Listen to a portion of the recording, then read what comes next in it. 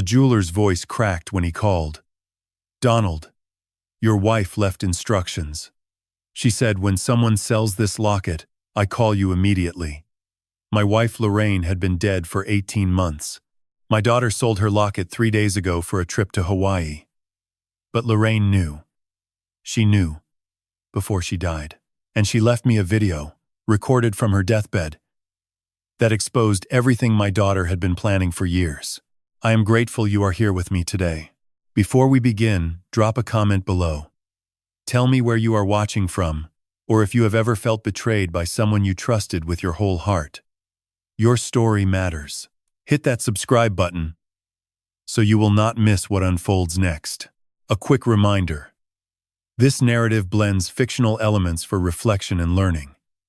Any similarities to actual people or places are coincidental. But the lessons here, they might change how you see family, love, and the lengths a mother will go to protect the man she loves. The call came on a Thursday afternoon, September 19th, 2024. I was sitting in the living room of our house on Belmont Avenue in Nashville, the same chair I sat in every afternoon since Lorraine passed. Her chair faced mine across the coffee table. Empty. Had been empty for 18 months. The cushion still held the shape of her. My phone buzzed on the side table. Unknown number. 615 area code. Local. I almost let it ring. But something in my chest pulled. A feeling I cannot explain. Like a hand on my shoulder saying, "Pick up." "Hello, Donald Weaver?" A man's voice. Old. Careful. "Yes, sir. My name is Marcus Webb. I own a jewelry shop in Franklin. Webb's Fine Jewelry on Main Street. I am calling because your wife asked me to." I sat up straight. My wife has been gone for 18 months. I know. I am sorry. But Lorraine came to see me before she passed. Over a year before. She gave me very specific instructions. She brought me a locket. Platinum. Heart-shaped clasp. She had me modify it. Add something hidden inside. My throat went dry. I knew that locket. Lorraine wore it every single day for 40 years. It held a photograph of us on our wedding day and a single strand of hair from our daughter Emily, our firstborn, the daughter we buried when she was 3 years old. That locket was not jewelry. It was sacred. 3 days ago, Marcus said, a woman and a man came into my shop. They sold me that locket for $7,000. The woman said her name was Paige Colton. I believe that is your daughter. The air left my lungs. That is impossible. The locket is upstairs in Lorraine's jewelry box. I think you should check, he said gently. I climbed the stairs. 14 steps. Our bedroom. Lorraine's dresser. The cherrywood jewelry box I gave her on our 25th anniversary. I reached for it. The lock was broken. Fresh scratches around the edges. Brass gleaming bright where someone had pried it open. I opened the lid. Her wedding ring was there. Pearl earrings. Silver bracelet. Everything else accounted for. The locket was gone. I stood in the silence of that bedroom. Lorraine's perfume still lived in the curtains. Gardenias. Faint now. It is gone. I said into the phone. Marcus sighed. Lorraine prepared for this. She paid me in advance. Told me exactly what to do. She knew someone would try to sell it. She said when that happened, I should buy it immediately. No questions. Then call you. I sat on the edge of the bed. Lorraine sighed. Why would she think our daughter would steal from me? She did not tell me details. But she said you would need to see something hidden inside the locket. A video. Recorded on a micro SD card. She had me build a secret compartment. A video. Lorraine had recorded something before she died and hidden it inside the locket that held Emily's hair. The locket Paige stole and sold for a vacation. Come to my shop tomorrow morning, Marcus said. I will show you everything. She left a letter too. And a key. I wrote down the address. Webb's Fine Jewelry. Main Street. Franklin. Donald, Marcus said before he hung up. Your wife told me you would doubt yourself.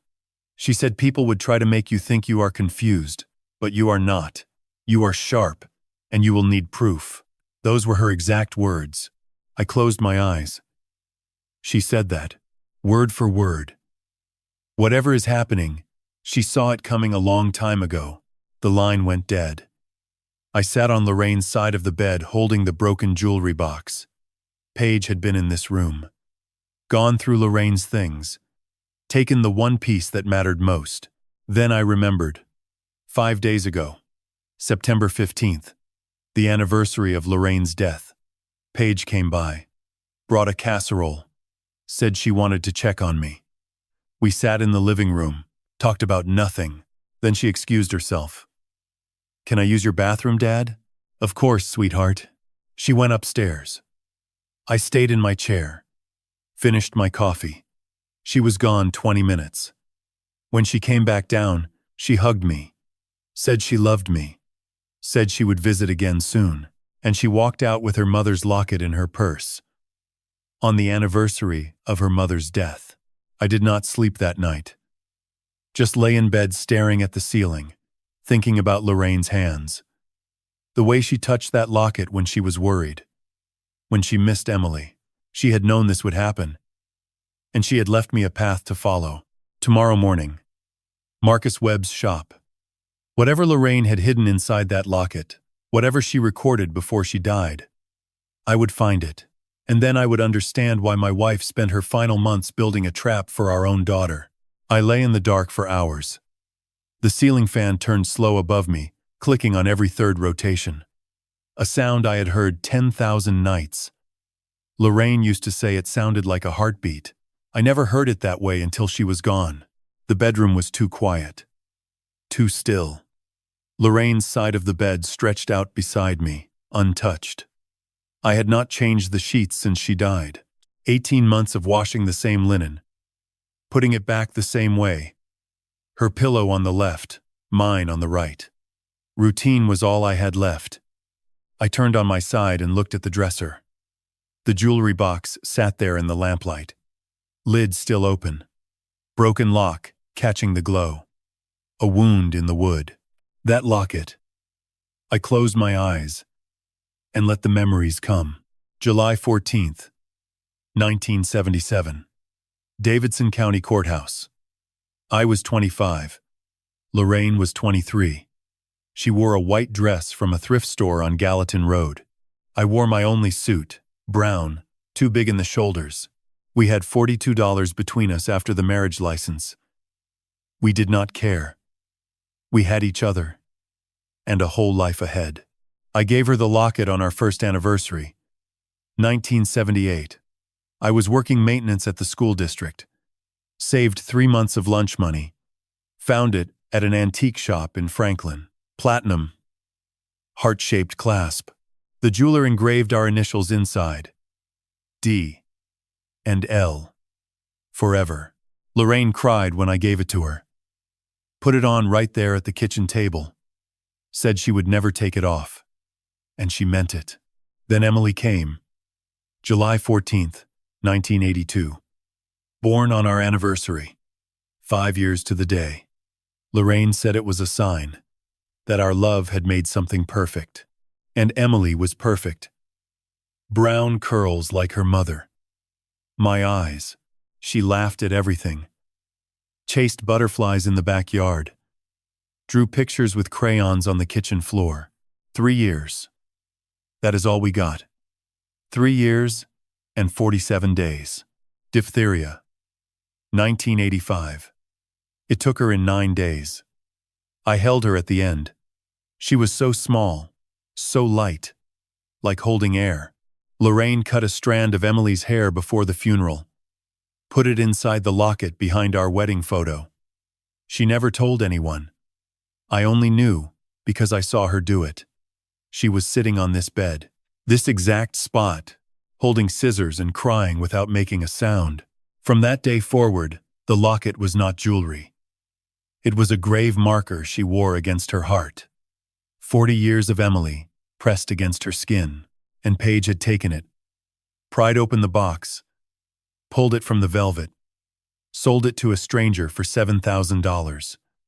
Flew to Hawaii the same afternoon. I sat up in bed.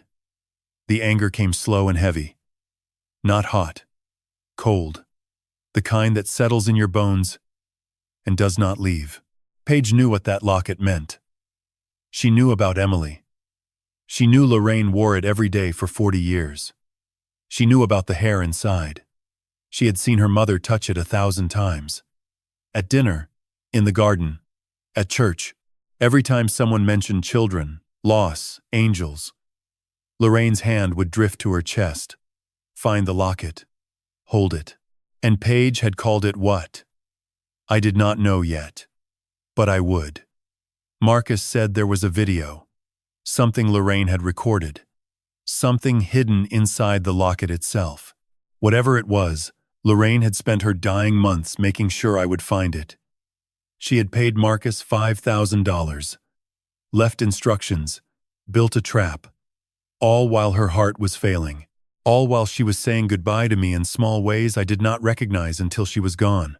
The last morning, November 2nd, 2023, she had been in the hospital for a week. I was holding her hand. She looked at me with those brown eyes and said, "You are going to be all right, Donald. I have made sure of it." I thought she meant the life insurance, the pension, the house paid off. I did not know she meant a locket with a micro SD card, a jeweler with instructions, a safe deposit box with a number I had not learned yet. She had been protecting me. Even then, even at the very end, I got out of bed at 5:30. The sky outside was still dark, just the faintest gray at the edges.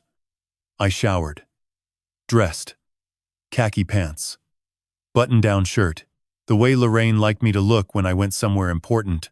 Downstairs I made coffee, 2 cups out of habit, set hers on the counter, poured mine, stood at the kitchen window watching the magnolia tree turn gold in the first light.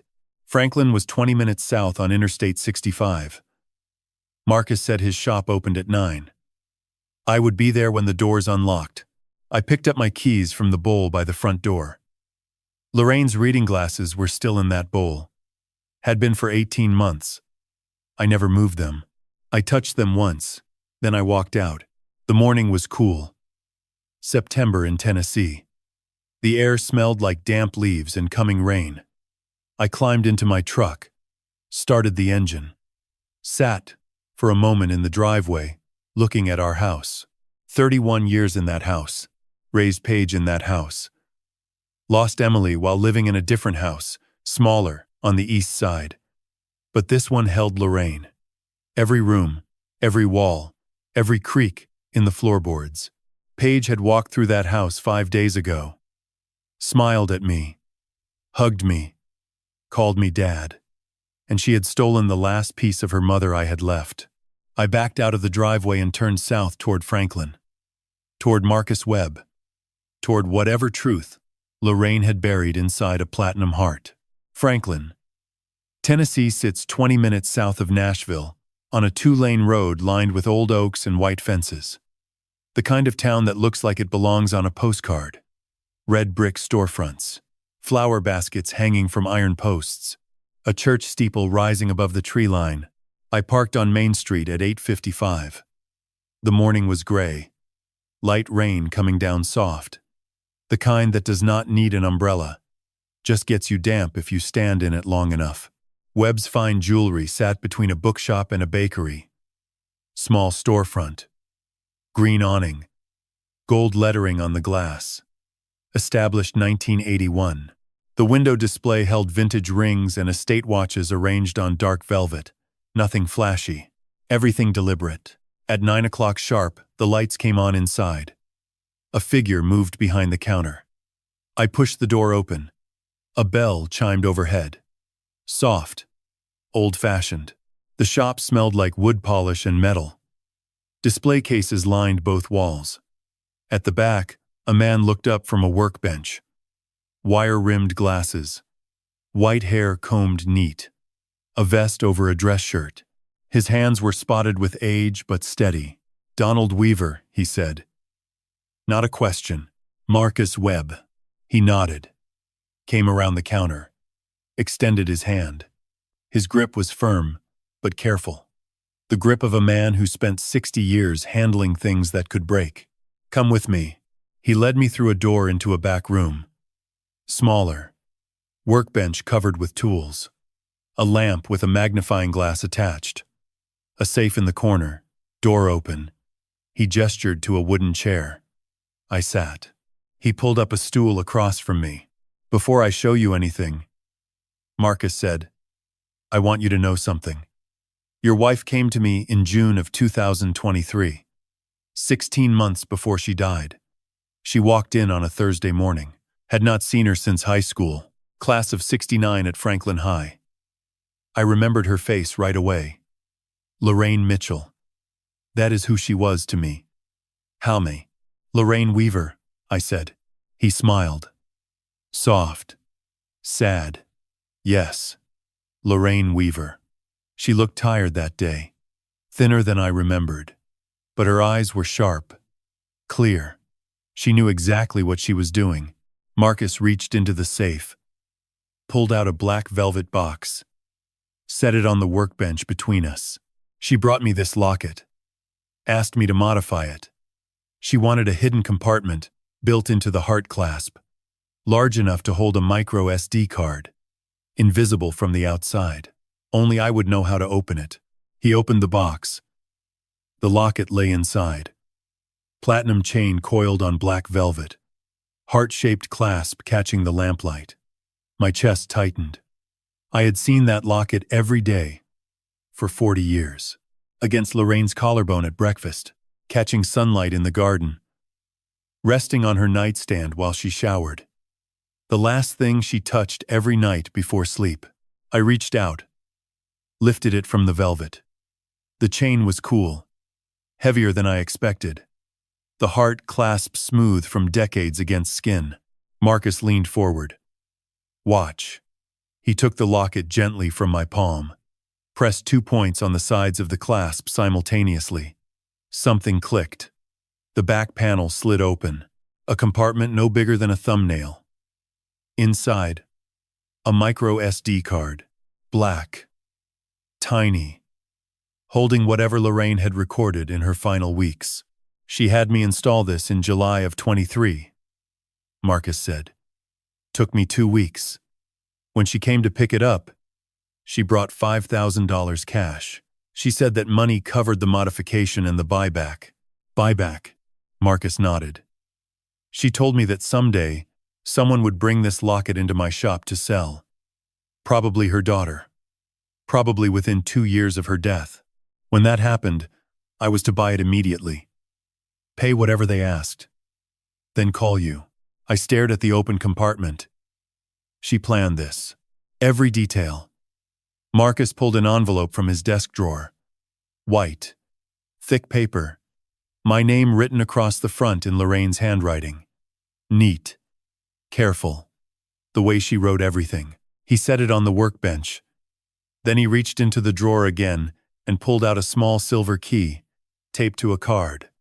The card read, in Lorraine's hand, Box 714, First Tennessee Bank, downtown Nashville. Everything you need is there. 714, I whispered. July 14th. Marcus looked at me. Does that date mean something? Our wedding anniversary. And Emily's birthday. July 14th. He was quiet for a moment. Then he said, she chose that number on purpose. Of course she did. Lorraine never did anything without reason. Marcus folded his hands on the workbench. There is one more thing. When she came back to pick up the locket after the modification, she sat right where you are sitting now. She told me what to say to you when this day came. What did she say? He looked me in the eye. She said, Donald is going to doubt himself. People will try to make him think he is confused, old, losing his mind. But he is not. He is the sharpest man I have ever known, and he will need proof. Not suspicion. Proof. She made me repeat it back to her twice. My vision blurred. I wiped my eyes with the back of my hand. She also said something else, Marcus continued. She said, "Do not open box 714 until you have confronted Paige first." She said you need to see your daughter lie to your face before you see the truth. That way you will never doubt what you know. I held the locket in one hand, the key in the other, the letter on the bench between us. Lorraine had built this, piece by piece, while she was dying, while her heart was failing, while I was bringing her tea and reading to her at night. She was planning. "Thank you," I said. My voice was rough. Marcus stood, walked me to the door. At the threshold, he put his hand on my shoulder. "Your wife was remarkable, Donald. In 60 years of this business, I have never met anyone like her. Whatever is on that card, whatever is in that box downtown, she built it to save you. I believe that with everything I have." I stepped out into the gray morning. The rain had stopped, light breaking through the clouds. In my pocket, the locket. In my hand, the key. In my chest, a growing certainty. Lorraine had seen something I could not see. She had known what Paige would do, and she had spent her dying months making sure I would survive it. But first, she wanted me to confront Paige, see the lie with my own eyes. And then, only then, open the box. I drove home with the locket pressed against my chest. Tomorrow, I would call my daughter, and I would watch her lie. That evening, I sat in the living room with the locket in my palm and Marcus's words turning over in my mind. He had told me more before I left. The full story of the day Lorraine walked into his shop. I had asked him to tell me everything. Every word she said, every detail he could remember. He obliged. This is what Marcus told me. She came in on a Thursday morning in late June, 2023. The bell rang above the door. Marcus looked up from his workbench and saw a woman he had not seen in 54 years. Thinner than he remembered. Slower. But the same eyes. Dark brown. Steady. The eyes of someone who had already made up her mind about something important. "Lorraine Mitchell," he said. She smiled. "Lorraine Weaver now. Has been for 47 years. They exchanged pleasantries. Grandchildren. Retirement. The way the town had changed. But Marcus could see she was not there for small talk. Her hands gripped her purse too tight. Her jaw was set. After a few minutes, she leaned forward and said, "Marcus, I need your help, and I need you to keep it secret. From everyone, especially my family." He took her to the back room, closed the door. She sat down, pulled a velvet pouch from her purse, set it on the workbench. Inside, the locket. Marcus examined it under his loupe. Platinum, heart clasp, worn smooth from 40 years against skin. Beautiful craftsmanship. "My husband gave me this in 1978, Lorraine said. "Our first anniversary. He saved 3 months of lunch money. He was making $9 an hour." She touched the chain, her fingers trembling slightly. "It holds our wedding photo. And a strand of hair from our daughter Emily. She died in 1985. She was 3. Marcus set the loop down. "What do you need me to do?" Lorraine took a breath. "Build a hidden compartment inside the heart clasp. Large enough for a micro SD card. Invisible from the outside. Only you should know how to open it." Marcus frowned. "I could make you a new piece. Something designed for that purpose." "No." Lorraine's voice cracked. Her eyes filled. "It has to be this locket. Because this is the thing Donald gave me when he had nothing. This is proof of his love, and I need his love to be the thing that saves him." Marcus was quiet, waiting. Lorraine wiped her eyes, straightened her back. Then, she told him. 3 months ago, she said, "I found a credit card statement in the mail, addressed to Donald, but it was not his. Someone had opened 4 credit cards under his name, under his social security number. Total balance, $34,000. Marcus stared. I traced it back, Lorraine continued. The applications were submitted online. From Paige's IP address. Her email as the contact for paperless statements.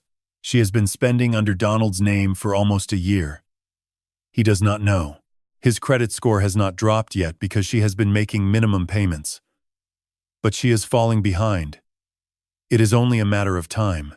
What did you do? Marcus asked. I paid it off.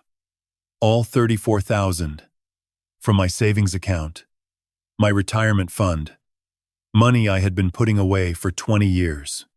I paid every balance to zero and closed every card. Lorraine's voice was flat. Steady. The way people sound when they have already cried all the tears they had. Donald does not know. He will never know. I spent our savings cleaning up our daughter's theft, but his credit is safe now. So, Marcus leaned back. Why not tell him? Why not go to the police? Because she would deny it, Lorraine said. And Donald would be torn. He loves her. She is his only living child. If I confront her now, she will lie. She will turn it around, make it about my health. My memory. She has already started asking questions. About the house. About wills. About what happens when one of us dies. She paused. Looked at Marcus with those steady eyes. I am dying, Marcus. Congestive heart failure. The doctors say 12 to 18 months. Maybe less. She does not know yet. Neither does Donald. The room was silent. Lorraine placed both hands flat on the workbench. I am not going to confront Paige. I am not going to tell Donald. I am going to build something instead. A safety net. So that when I am gone and Paige makes her move, Donald will have everything he needs to protect himself. She gestured to the locket. This is the bait. Paige knows it is valuable. She has seen me wear it every day for 40 years. When I die, she will take it. And when she needs money, she will sell it. When she does, she will search online and find your shop. Good reviews. Fair prices. She will think she is being smart. But you will already be waiting, Marcus said. Lorraine nodded. Exactly. Buy it. Whatever she asks. Then call Donald. Tell him about the compartment. The micro SD card will have everything. A video I am going to record. Evidence. Proof that he is not crazy. That he is not confused. That his daughter is stealing from him. She pulled $5,000 in cash from her purse. Counted it out on the workbench. This covers your modification fee. And the buyback. When Paige comes, you lose nothing. Marcus stared at the money. Then, at Lorraine. You are building a trap. I am building a safety net. She corrected. There is a difference. A trap is for punishment. A safety net is for protection.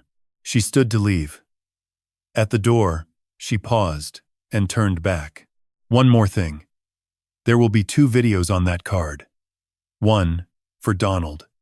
That is the evidence. The proof. But there is a second one. Labeled for Paige. What is it? Lorraine's smile was the saddest thing Marcus had ever seen. It is not evidence, she said. It is a mother's last question. She will not understand it now. But someday, maybe. She walked out into the June sunlight. Marcus watched her cross Main Street. Slow. Careful. A woman running out of time who refused to run. Scared. That was the last time Marcus saw her alive. 16 months later, Lorraine died. 10 months after that, Paige walked into his shop with the locket. Exactly as Lorraine had predicted. I sat in my living room, the locket heavy in my hand. Lorraine had spent $34,000. Our entire savings. Cleaning up Paige's theft without saying a word. Then she had spent $5,000 more building this trap. $39,000 to protect me. While she was dying, the letter sat on the coffee table. The key beside it. Box 714. First Tennessee Bank. But Lorraine had told Marcus something specific. Do not open the box until you confront Paige first. She wanted me to see the lie, to feel it, so that when I saw the truth, I would never doubt myself. Tomorrow night, I would call Paige, ask her to come over, put the locket on the table, and watch what she did. I called her on Sunday evening, September 22nd. 3 days after Marcus's call. 3 days of sitting with the locket in my pocket and the key in my dresser drawer and Lorraine's letter unopened on the coffee table. Come over tonight, I said. Both of you. Paige's voice shifted. That careful tone. The one she used when she was measuring her words. Dad, is everything okay? You sound upset. Just come. 30 minutes later, the doorbell rang. I opened it. Paige stood on the porch in a cream-colored blouse and dark jeans, hair pulled back in a ponytail. Lipstick, like she had somewhere else to be. Jordan behind her. Gray polo shirt, hands in his pockets. Both of them wearing expressions of concern. Practiced. Rehearsed. The way actors look before the curtain rises. Dad. Paige stepped inside. Kissed my cheek. You scared me on the phone. What is going on? I did not answer. Walked to the living room. They followed. I gestured to the couch. Sit. They sat. Side by side. Hands folded. Eyes watching me the way you watch an animal you are not sure is dangerous. I stood at the fireplace. Reached into my pocket. Pulled out the locket. Set it on the coffee table between us. The platinum caught the lamplight. The heart clasp gleamed. Silence. Paige stared at it. Her face did not move. Not a flinch. Not a blink. But I saw her throat tighten. A single swallow. Quick. Where did you find that? She asked. Her voice was too even. Too controlled. You sold it, I said. To a jeweler in Franklin. Marcus Webb. For $7,000. Last Monday. Jordan's jaw clenched. His eyes cut to Paige for a half-second. She did not look at him. Dad. Paige shook her head slowly. I have no idea what you are talking about. You took it from my bedroom, I said. September 15th. The anniversary of your mother's death. You said you needed the bathroom. You were upstairs for 20 minutes. You broke the lock on the jewelry box. And you took the locket your mother wore every day for 40 years. Paige stood. Her eyes were wide. Hurt. Confused. Every muscle in her face arranged into the perfect picture of innocence. I did not take anything, she said. Dad, listen to yourself. This is crazy. I pointed at the locket. The lock on the jewelry box was broken. Fresh scratches. Someone pried it open. Paige stepped closer. Her voice softened. Went low. Gentle. The voice you use with a child who is frightened. Dad, have you been sleeping okay? Have you been eating? Because what you are saying right now, it does not make sense. It makes perfect sense, I said. Jordan leaned forward. Elbows on his knees. His face arranged into something that looked like concern, but smelled like strategy. Calvin, he said, then caught himself. Donald, we have been worried about you. Living alone in this big house. You forget things sometimes. Last month you called Paige twice to ask the same question. You left the stove on last week. That has nothing to do with this. Paige sat back down, crossed her legs, tilted her head. Dad, maybe you moved the locket and forgot. Maybe you were looking for something and accidentally broke the lock yourself. You have been doing things like that lately. Little things. We did not want to say anything because we did not want to upset you. I stared at her. My daughter. The girl I held the day she was born. The girl I taught to ride a bicycle. The girl who cried at her mother's funeral and held my hand and said, I will take care of you, Dad. I did not break the lock, I said. You did. Paige sighed. long and slow. The sigh of someone running out of patience. The sigh of someone who has rehearsed this moment. Okay, she said. Let us say someone did take it. Who is this jeweler you are talking about? Marcus something? How do you know he is real? Did you verify he is actually a jeweler? Because, Dad, scammers target elderly people all the time. They call. They make up stories. They confuse you. I pulled out my phone, showed her Marcus's number, the shop address, the Google listing. She glanced at it, shrugged. That could be anyone. A fake listing. A phone number that goes to a voicemail. Did you actually go there? Did you see this person? I went there Friday, I said. I saw the locket. I held it. I am holding it now.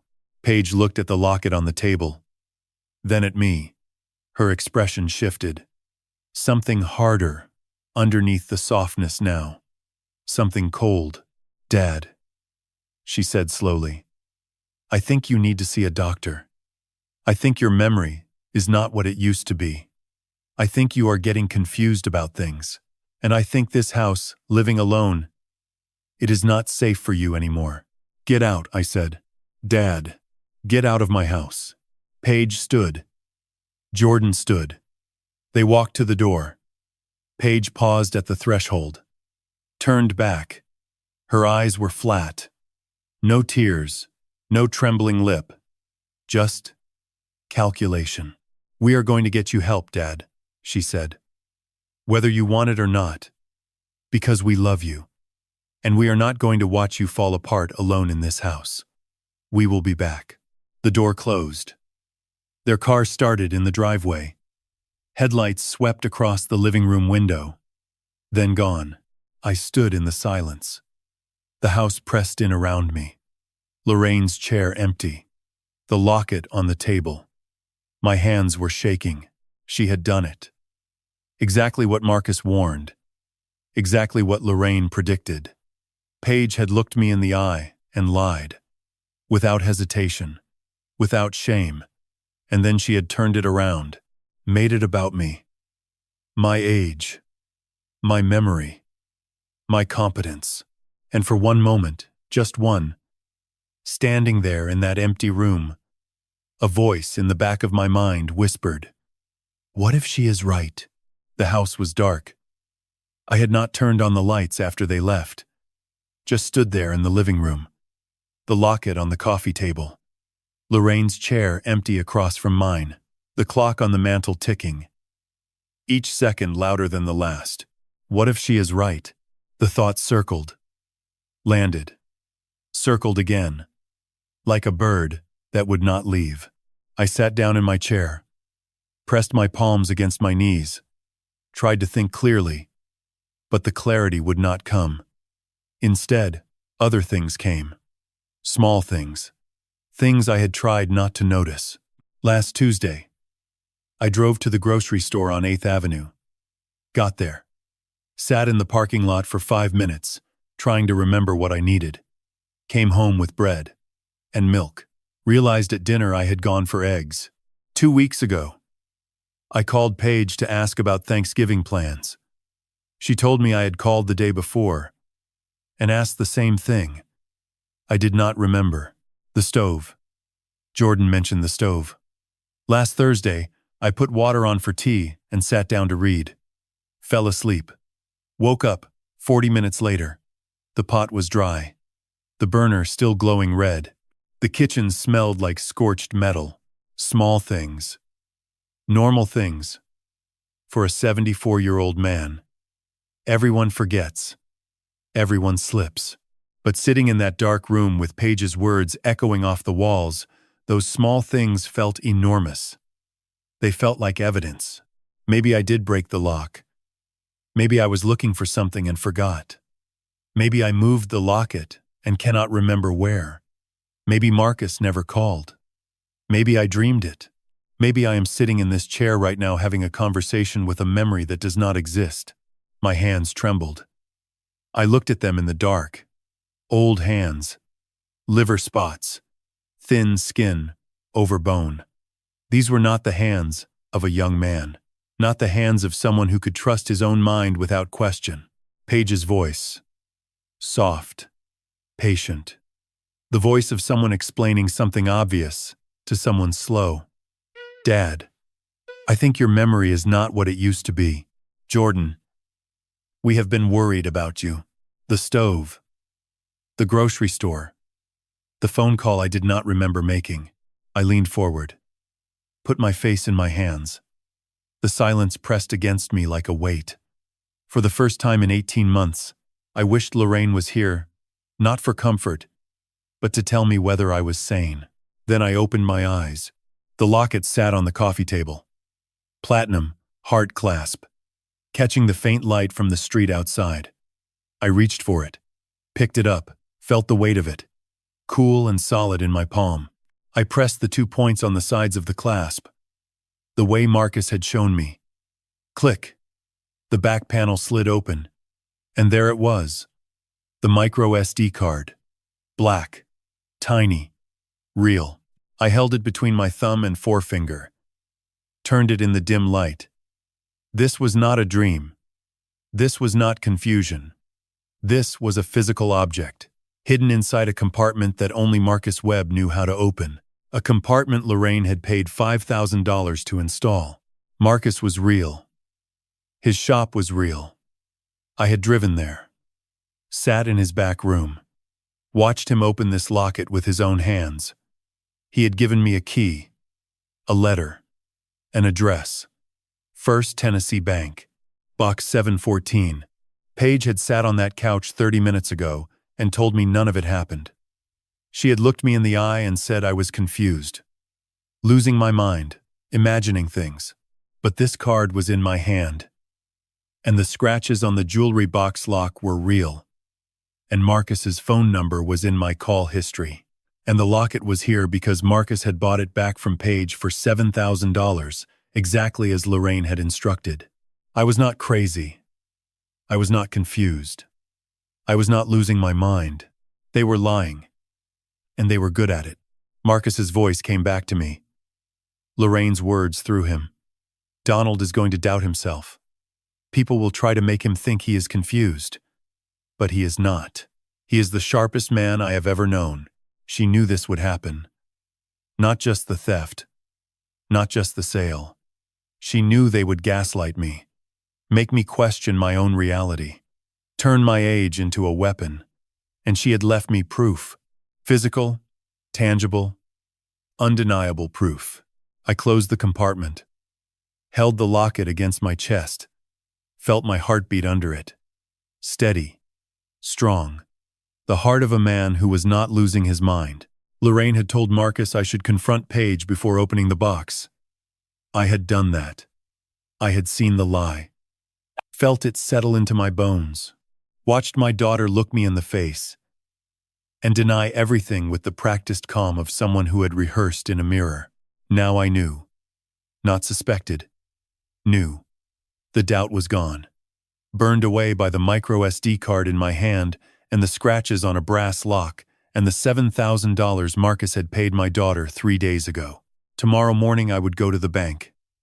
Open box 714. Find whatever Lorraine had left for me. And then I would stop playing defense. But something told me I would not have until tomorrow. Paige's last words echoed. We are going to get you help. Whether you want it or not. That was not a promise of care. That was a threat of control. And people who make threats do not wait long to act. I set the locket on the side table. Went to the kitchen. Made a cup of tea. Earl Grey. Lorraine's favorite. Sat at the table in the dark and drank it slow. Whatever was coming, I was ready. Not because I was strong, but because Lorraine had made me ready. From beyond the grave, she had armed me with proof, and proof was the one thing gaslighting could not survive. I washed the cup, dried it, put it back in the cabinet, set my alarm for 6:30. The bank opened at 9. I would be there when the doors unlocked, and Paige's next move, whatever it was, would find me standing, Not doubting. Not confused. Standing. I was pouring coffee at 7:45 on Tuesday morning when the doorbell rang. September 24th. 2 days after the confrontation, I had planned to drive to First Tennessee Bank at 9. Open box 714. Find whatever Lorraine had left. Instead, Paige's next move found me first. I set the coffee down, walked to the front door, opened it. A man stood on my porch, 50-something, thinning hair combed back with precision, gray suit, polished shoes, briefcase in one hand, the other extended toward me, holding a business card. "Good morning, Mr. Weaver. My name is Richard Dane. I am an attorney specializing in elder law and conservatorship cases. May I come in?" My chest tightened. 2 days. That is all it took. "What do you want?"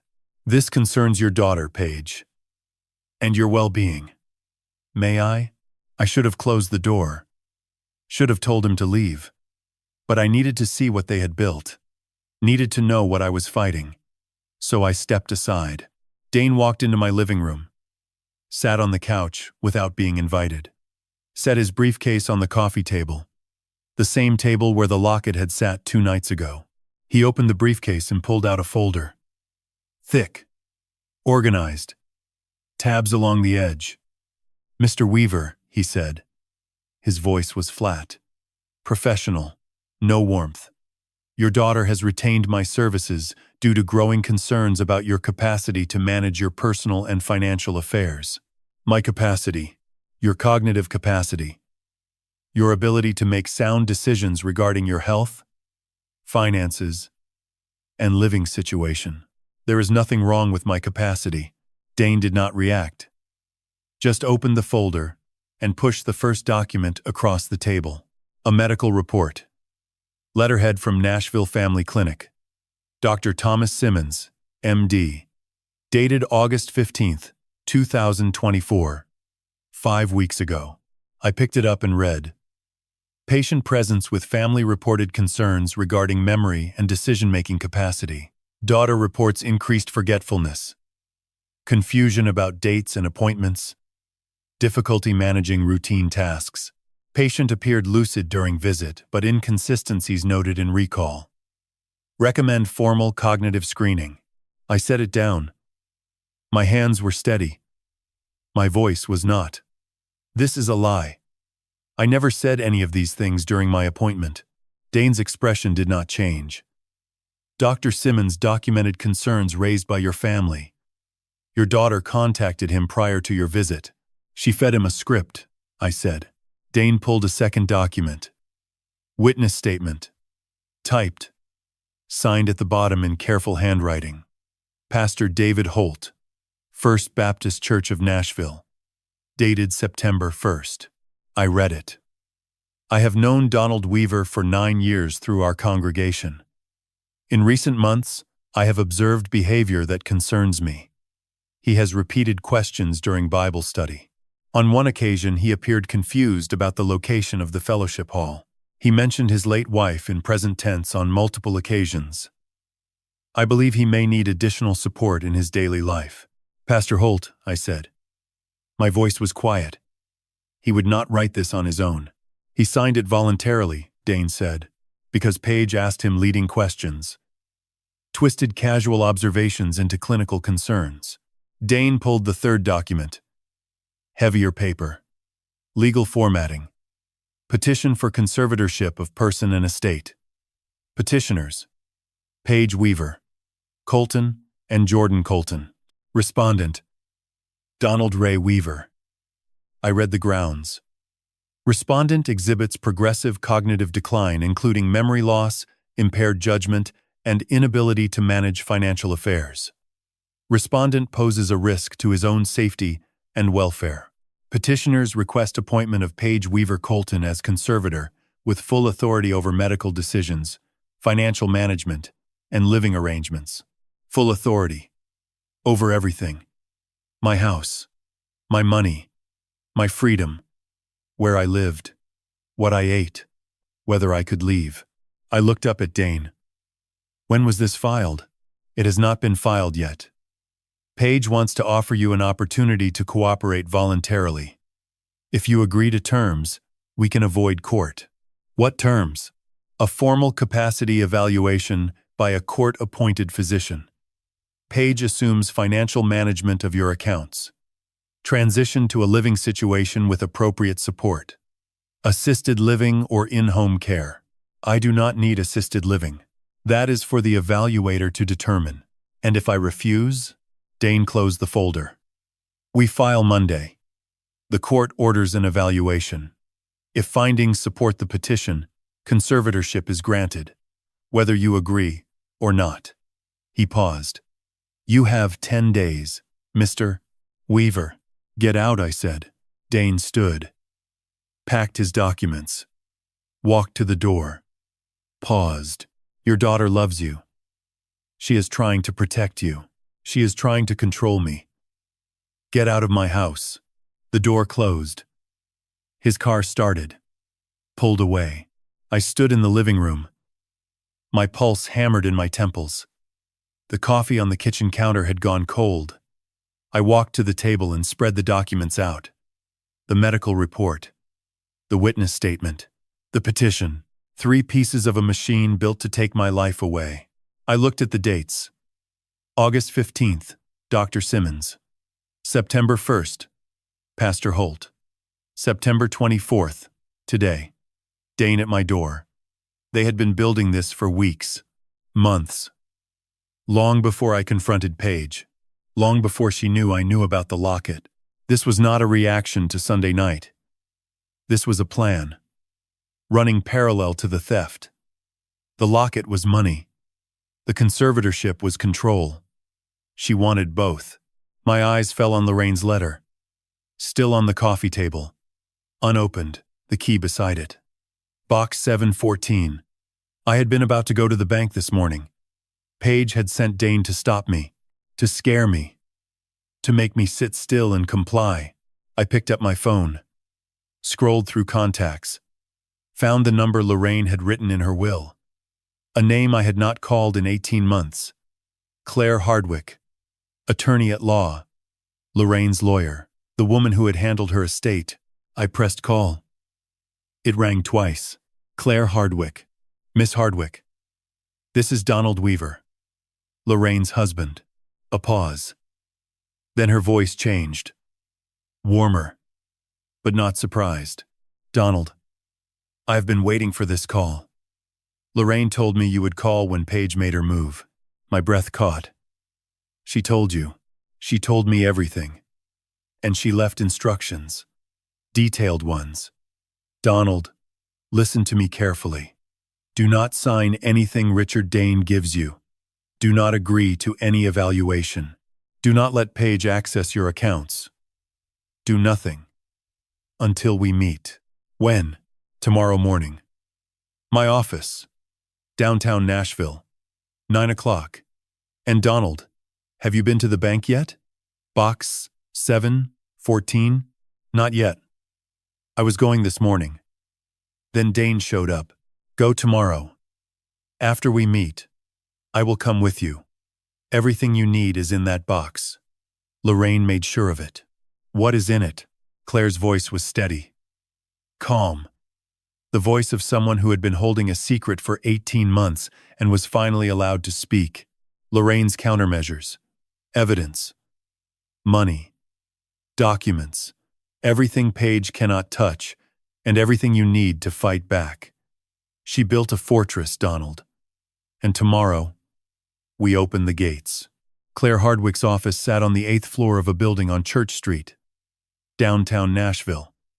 Glass and steel. The elevator was quiet. Fast. The kind of building where people solved problems with paperwork and precision. I arrived at 8:55. The receptionist led me down a hallway lined with framed degrees and photographs. Claire was waiting in a corner office. Windows. Overlooking the Cumberland River. Morning sun cutting across her desk. She stood when I entered. 56. Dark hair with silver at the temples. Navy suit. No jewelry except a simple watch. Her handshake was firm, direct. The kind of woman who did not waste words. "Donald, sit down. We have a lot to cover." I sat across from her desk. She opened a file already thick with documents. Color-coded tabs. Lorraine's name on the front. "First," Claire said, "I want you to understand something. Lorraine came to me in July of 2023, 7 months before she died. She was clear-headed, determined. She told me she had limited time, and she needed to build a legal framework to protect you. She knew about Paige. She knew everything," Claire said. She leaned forward. "Donald, your wife was one of the most thorough clients I have ever had. She did not come to me with suspicions. She came with evidence." Claire pulled a document from the file. Thick paper. Official seal. Trust agreement. Irrevocable. "This is the Weaver Family Irrevocable Trust. Established July 22nd, 2023. Lorraine transferred assets into this trust before she died. You are the sole beneficiary. Paige is explicitly excluded. By name. In writing." I stared at the document. "What assets?" Claire turned to a summary page. "The house in Franklin. Purchased August 2023. $342,000. Mortgage-free. Title, held by the trust. You are the designated occupant." I blinked. "What house in Franklin?" "A small house on Carter Lane. 3 bedrooms. Sits on a hill overlooking farmland. Lorraine bought it cash. Never told you." I shook my head slowly. "She never said a word. She also transferred your investment accounts into the trust. Current value approximately $80,000 in stocks. Blue chip. Stable. And the life insurance payout, $112,000, was deposited directly into the trust upon her death. Not into your personal account. Into the trust. Which means Paige cannot access it through conservatorship." I sat back. The math assembled itself in my head. A house, stocks, life insurance, all locked inside a trust that Paige could not touch. Even if she won the conservatorship, even if a judge gave her control of my personal accounts, the trust was separate, untouchable. "Lorraine built a firewall," I said. Claire nodded. "A legal fortress. Conservatorship only covers assets in your name. The trust is a separate entity. Paige cannot petition to dissolve it, cannot access it. Ender, of com, cannot even see what is inside without a court order, which she will not get because she is explicitly excluded as a beneficiary." She reached for another page. "Now, the identity theft." I straightened. "Marcus told me. $34,000. Claire nodded.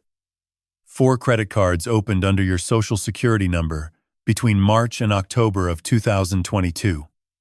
Applications submitted from Paige's IP address. Her email listed for paperless billing. Total charges, $34,217. Primarily cash advances and online purchases. And Lorraine paid it off. Every penny. December 2022. Lorraine discovered the statements by accident. A piece of mail that should have gone to Paige's email, instead, came to your physical address. Lorraine traced it. Found all 4 cards. Paid the balances to 0 from her personal savings account. Closed the accounts. She brought me the documentation in July 23. Claire pulled a folder within the folder. Inside, printouts. Credit card statements. IP trace records. Email confirmations. Account. Closure letters. This is federal crime, Donald. Identity theft under Title 18 of the United States Code. Penalties of up to 15 years per count. 4 counts. Combined with the Locket theft, the conservatorship fraud, the doctor's bribery, this is not a family dispute anymore. This is criminal enterprise. I looked at the stack of evidence. Lorraine had gathered all of it, organized it, given it to Claire, while she was dying. How much did she spend? I asked. Total. Claire was quiet for a moment. Then she said, 34,000 to clear the credit cards. 5,000 to Marcus Webb for the Locket modification and buyback. 342,000 for the Franklin house. Approximately 7,000 in legal fees for the trust and my retainer. She paused. Your wife spent nearly $390,000 building your safety net. Almost everything she had. My vision blurred.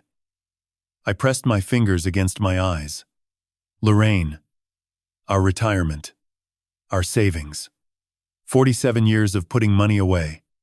Dollar by dollar. Paycheck by paycheck. She spent it all. Every cent. To protect me from our daughter. And she never told me, I said. Claire's voice softened. She said you would have confronted Paige. That it would have turned into a fight without evidence. She needed you to experience it firsthand. The lie. The gaslighting. The threat. So that when you saw the truth you would never waver. I wiped my eyes. What do we do now? Claire closed the file. 3 steps. First, we open box 714 this morning. I will drive you there after this meeting. Whatever Lorraine left in that box completes the arsenal. Second, tomorrow I have arranged an independent cognitive evaluation. Dr. Nina Patel, geriatric specialist. Her assessment will refute Simmons's report entirely. Third, we do not file anything until we have everything assembled. Then, we go to the police. The police. This is criminal. Donald. Theft. Identity theft. Elder. Financial abuse. Conspiracy. Medical fraud. Paige and Jordan could face prison. I looked out the window. The river moved slow and silver in the morning light.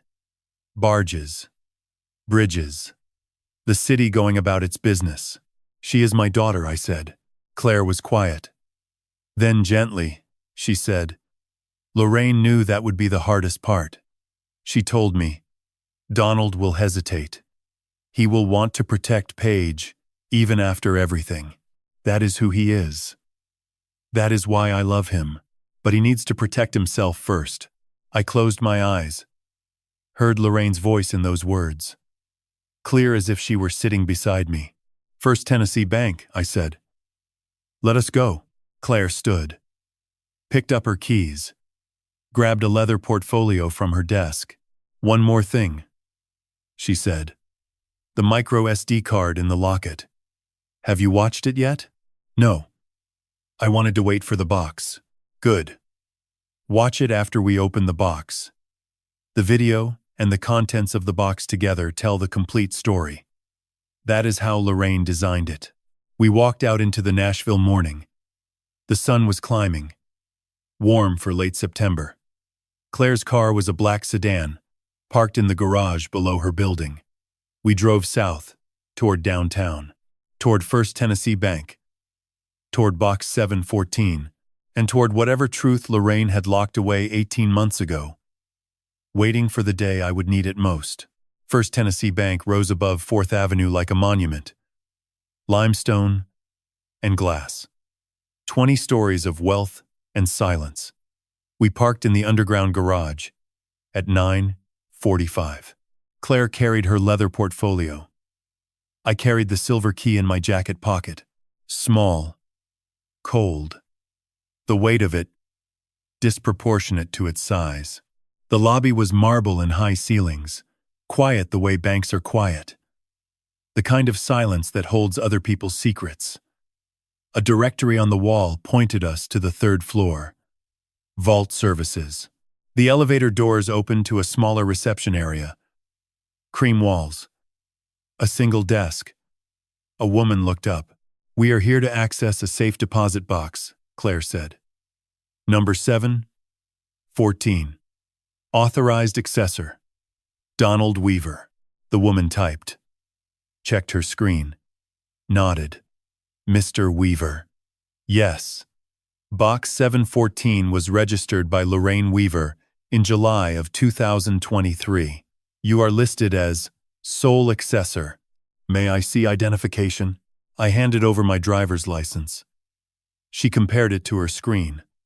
Made a copy. Had me sign a register. Follow me, please. She led us through a security door. Down a hallway. Another door with a keypad. Then an elevator that went down. The vault level. The air changed. Cooler. Drier. The hum of climate control. The vault room was long and narrow. Safe deposit boxes lined both walls. Hundreds of them. Small ones at the top. Larger ones at the bottom. Each with 2 keyholes. She walked to a section marked 700. Stopped at 714. Waist height. A brass plate with the number engraved. We will need both keys, she said. Mine and yours. I pulled the silver key from my pocket. My hand shook. Just slightly. She inserted her key on the left. I inserted mine on the right. On 3. 1, 2, 3. We turned together. The lock clicked. The box slid out. A metal drawer. Longer than I expected. Heavy. She gestured to a private room off to the side. Small. A table. A chair. A door that closed. Take all the time you need. I will be outside. Claire followed me in.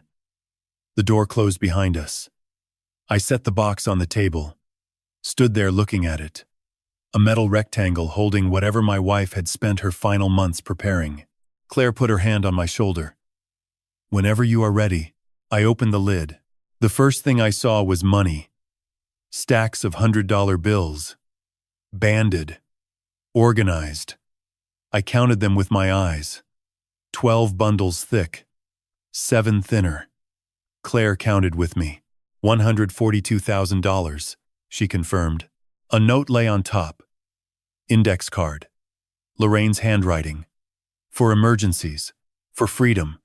For starting over if you need to. This is yours. No one can take it. I love you. L. Beneath the cash, a large manila envelope. I opened it. The deed to the Franklin house. Backup copy. Signed and notarized. 187 Carter Lane, Franklin, Tennessee. Another envelope. Stock certificates. Intel. Johnson & Johnson. Procter & Gamble. A note clipped to them. Current value approximately $80,000. For security. For peace of mind. Beneath that, a sealed plastic sleeve. Trust documents. Backup copies of everything Claire already had. Lorraine had left nothing to chance. If something happened to Claire's copies, if a fire or a flood or a theft destroyed the originals, this box held duplicates. Redundancy. Thoroughness. Then I saw it. A small padded envelope at the bottom. I opened it. Inside, a micro SD card in a plastic case. Labeled in Lorraine's writing, backup. Watch on laptop. 2 files. One for Donald, one for Paige. The same card that was inside the locket. A backup. In case the locket was damaged. In case the compartment failed. In case something went wrong.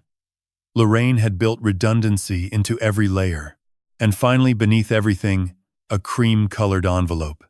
Thick paper, sealed with a small gold sticker. My name written across the front. Donald. Her handwriting. Careful. Deliberate. The way she wrote when something mattered. I sat down. Claire stepped back. Leaned against the wall. Gave me space. I broke the seal. Inside, free way. Handwritten. Both sides. Lorraine's script. Small and neat. Dated July 15th, 2023. The day after our anniversary. The day after Emily's birthday. 7:14. I unfolded the pages and began to read. My dearest Donald, if you are reading this, I am gone. And Paige has done what I knew she would do. I am writing this on July 15th. Yesterday was our anniversary. 47 years. And Emily's birthday. She would have been 42. I think about her every day. I think about you every day. And I think about what I have to do to keep you safe. 6 months ago, I found the credit cards. 4 of them. $34,000. Our daughter opened them in your name. Stole your identity to fund a life she could not afford. I paid it all off. From our savings. From the money I had been putting away since 1989. You never knew. I am sorry for the secret. But if I told you, you would have confronted her. And she would have won. Because you love her. Because you are good. Because you always see the best in people, even when the best is not there. So I built this instead. The trust. The house. The locket. The box you are opening right now. Everything in here is yours. Protected. Untouchable. Paige cannot reach it. No lawyer, no judge, no conservatorship can take it from you. 7/14. Our anniversary. Emily's birthday. I chose this number because it holds everything we are. Everything we were. The day we started. The day our first miracle arrived. And now the day you find your way back to freedom. The house in Franklin is for you. 187 Carter Lane. I found it in March. Small white house on a hill. 3 bedrooms. A porch that faces west. You can see the sunset from there every evening. I stood on that porch and thought of you, of us, of the life we should have had if things were different. Go there, Donald. Live there. It is 20 minutes from Marcus. He is a good man. He will be a good friend. The video on the micro SD card. Watch it when you get home. It will tell you everything. Show you what Paige and Jordan planned. Give you the proof you need for the police. But Donald, my love, before you fight, before you file, before you do anything at all, I need you to know this. I do not hate our daughter. I grieve her. The girl she was. The woman she became. Something broke in her a long time ago, and I do not know what it was. Maybe it was Emily. Maybe growing up in the shadow of a sister she never met. Maybe it was me. Maybe I held that locket too close and made her feel like second place. I do not know. But I am sorry if any part of this is my fault. Protect yourself. Use what I left you. Fight back. But if someday, years from now, she comes to you broken and honest and truly sorry, maybe leave the door open. Just a crack. Not for her sake. For yours. Carrying hate is heavier than carrying grief. I know. I carried both. I love you, Donald. 47 years was not enough. 1,000 would not be enough. But it was ours. And it was beautiful. Go to Franklin. Watch the sunsets. Think of me. All my love. Always and forever. Lorraine. PS 7/14. The day we chose each other. The day Emily chose us. This number is our family. All of it. The joy and the pain. Hold it close. I folded the letter. Set it on the table. Put my face in my hands. And I wept. Claire stood in silence.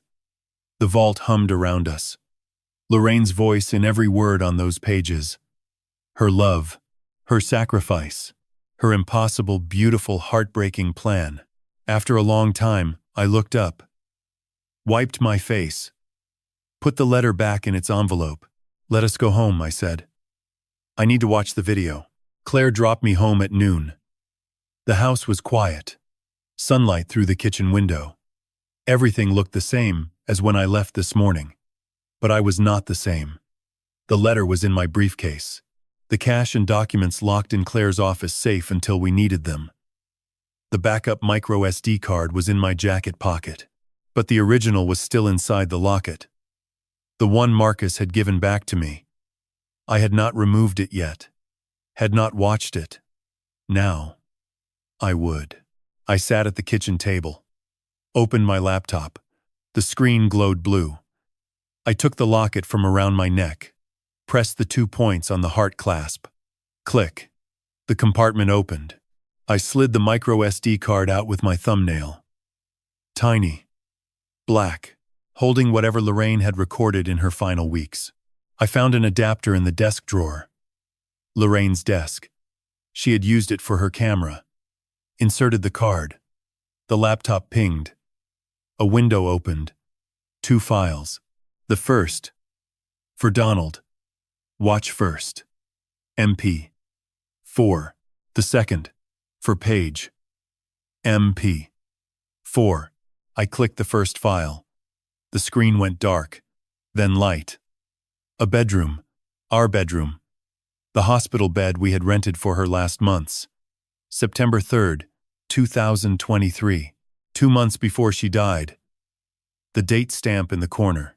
And there she was. Lorraine. Sitting propped against pillows. Thin. So thin. Her collarbone sharp beneath her nightgown. Her hair shorter than I remembered. Gray. But her eyes.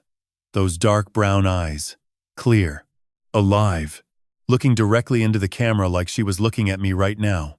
My hand went to my mouth. 18 months since I had seen her face moving. Breathing. Alive. Her voice came through the laptop speakers. Thin but steady. Donald, my love. If you are watching this, then I am gone. And Paige has made her move.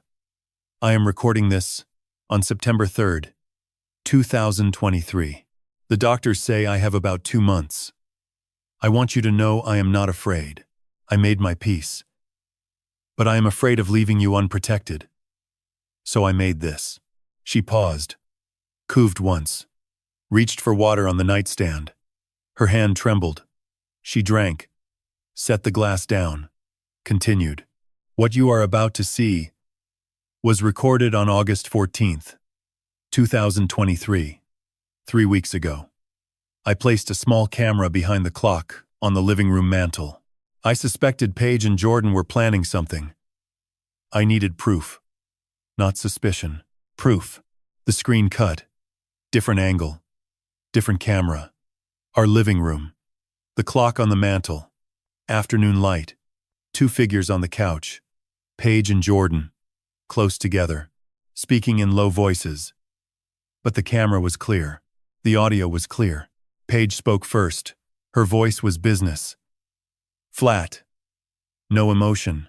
The timeline is set. Once she dies, we wait 6 months. Let Dad grieve.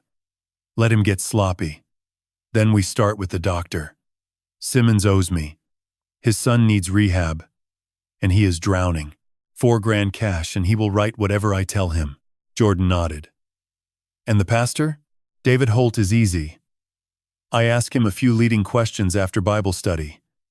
Get him talking about Dad repeating himself. Forgetting things. Then, I type it up, and he signs it. He trusts me. What about the conservatorship? Once we have Simmons and Holt on paper, we file. 10 days for Dad to respond. He will not know what hit him. Dane handles the legal side. It is clean. Jordan leaned back. And the house? Paige smiled. First thing we sell. $350. Maybe more. Market is up. Pay off your vendor debt. My Lexus. Maybe another restaurant. Or, we could just take a trip. Hawaii was nice last time. Jordan laughed. What about the locket? That platinum thing she wears? Worth something. Paige waved her hand. That old thing? It has got a dead baby's hair in it. Who cares? Pawn it. Whatever we get is bonus money. The air left my lungs. Dead baby's hair. Emily. My Emily. 3 years old. Brown. Curls. Butterfly chaser. Gone 40 years. And her own sister called her, remains dead baby's hair. The recording continued, but I could not hear it. Blood pounding in my ears. My hands flat on the table. Knuckles white. The screen cut back to Lorraine. Her face. Those eyes. She had been crying. But her voice was steady. I am sorry you had to hear that, Donald. I am sorry you had to hear what she said about Emily. About our girl. She wiped her eyes with the back of her hand. The same gesture I had seen 1,000 times. But you needed to know. Not suspect. No. This recording, combined with the documents Claire has, combined with Marcus's testimony, it is enough. Enough for the police. Enough for a judge. Enough to stop them. She looked directly at the camera. Directly at me. Use this, Donald. Protect yourself. Go to Claire. Go to the police. Do what you need to do. I built this so you would not have to fight blind. So you would have weapons. Real ones. Legalones. A pause. Longer this time. She reached up. Touched the locket at her throat. The one she still wore. The one that already held the micro SD card and the secret compartment. I love you. I have loved you since I was 23 years old. Since that courthouse. On July 14th, 1977. 47 years of loving you, and I will love you after this. After everything. From wherever I am. Her voice broke. Just barely. Then she steadied. Live, Donald. Go to the house in Franklin. Watch the sunsets. Plant a garden. Be at peace. And know that I am with you. Always. Always. The screen went black. I sat at the kitchen table. The laptop humming. The house silent around me. Tears on my face. Lorraine's voice still in my ears. Her eyes still looking at me through the screen. Alive for 4 minutes and 37 seconds. Then gone again. I looked at the second file. For page. MP4. The cursor hovered over it. Lorraine had said, it was not evidence. It was a mother's last question. End quote. End quote. MP4. Whatever was on that video, it was between Lorraine and Paige. Not for me. Not now. I closed the laptop. Stood. Walked to the window. The magnolia tree. The street. Normal life outside. People who had not just watched their dead wife speak to them from a hospital bed. I picked up my phone. Called Claire. She answered on the first ring. I watched it, I said. All of it. The recording. Paige's words. Everything. Claire was quiet a moment. Then, are you all right? No. But I am ready. The video for Paige, Claire said. Did you watch it? No. It is not mine to watch. Good. Lorraine told me the same thing. She said that video is for after. For someday. Not now. I looked at the locket on the table. The heart clasp closed. Emily's hair inside. Dead baby's hair. That is what Paige had called it. What is next? I asked. Tomorrow morning. Claire said. Dr. Nina Patel. Independent cognitive evaluation. Then, the day after, we go to the police. We bring everything. The recording. Marcus's statement. The identity theft documentation. Dr. Simmons's report. All of it. And then we let the law do what it does. I hung up. Sat in Lorraine's chair for the first time since she died. Felt the cushion give under my weight. Held the locket against my chest. She had built me an arsenal. And tomorrow, I would start using it. Dr. Nina Patel's evaluation took 45 minutes on Thursday morning. Memory tests, problem solving, orientation, clock drawing. I answered everything clearly. She printed her report. Signed it. Handed it to me with a smile. Mr. Weaver, your cognitive function is excellent. No signs of impairment whatsoever. One piece secured. One weapon sharpened. That afternoon, Claire and I drove to Nashville Family Clinic on West End Avenue. A brick building with a parking lot full of minivans. The kind of place where families brought their children for checkups and old men came for blood pressure pills. I had been a patient there for 11 years. Dr. Thomas Simmons had been my physician for 8 of those. We did not have an appointment. Claire said that was the point. No time to prepare. No time to call Paige. No time to build a defense. We walked through the glass doors at 2:15. The waiting room smelled like hand sanitizer and old magazines. The receptionist looked up. "We need to see Dr. Simmons," Claire said. Her voice calm. Professional. "Do you have an appointment?" "No. But he will want to see us." Claire set her business card on the counter. "Attorney. At law." The receptionist picked up the phone. Spoke quietly. Nodded. "Hallway on the left. Room 4. He will meet you there." We walked past exam rooms with their doors closed. Fluorescent lights humming. The squeak of shoes on linoleum. Claire's heels clicking sharp and deliberate. Room 4 was not an exam room. It was Simmons's office. Small, desk covered with papers, a computer, family photos on the wall. His wife, 2 sons, one of them young, early 20s, thin face, hollow eyes, the look of someone fighting something bigger than himself. Dr. Simmons stood when we entered. 53. Thinning brown hair. Glasses. He looked smaller than I remembered. Smaller than the man who had checked my blood pressure 6 weeks ago and written a report that said I was losing my mind. "Mr. Weaver." He blinked. "I was not expecting you. Is everything all right?" "No," I said. "It is not." Claire stepped forward. Extended her hand. He shook it weakly. "Claire Hardwick. I represent the estate of Lorraine Weaver and the interests of Donald Weaver.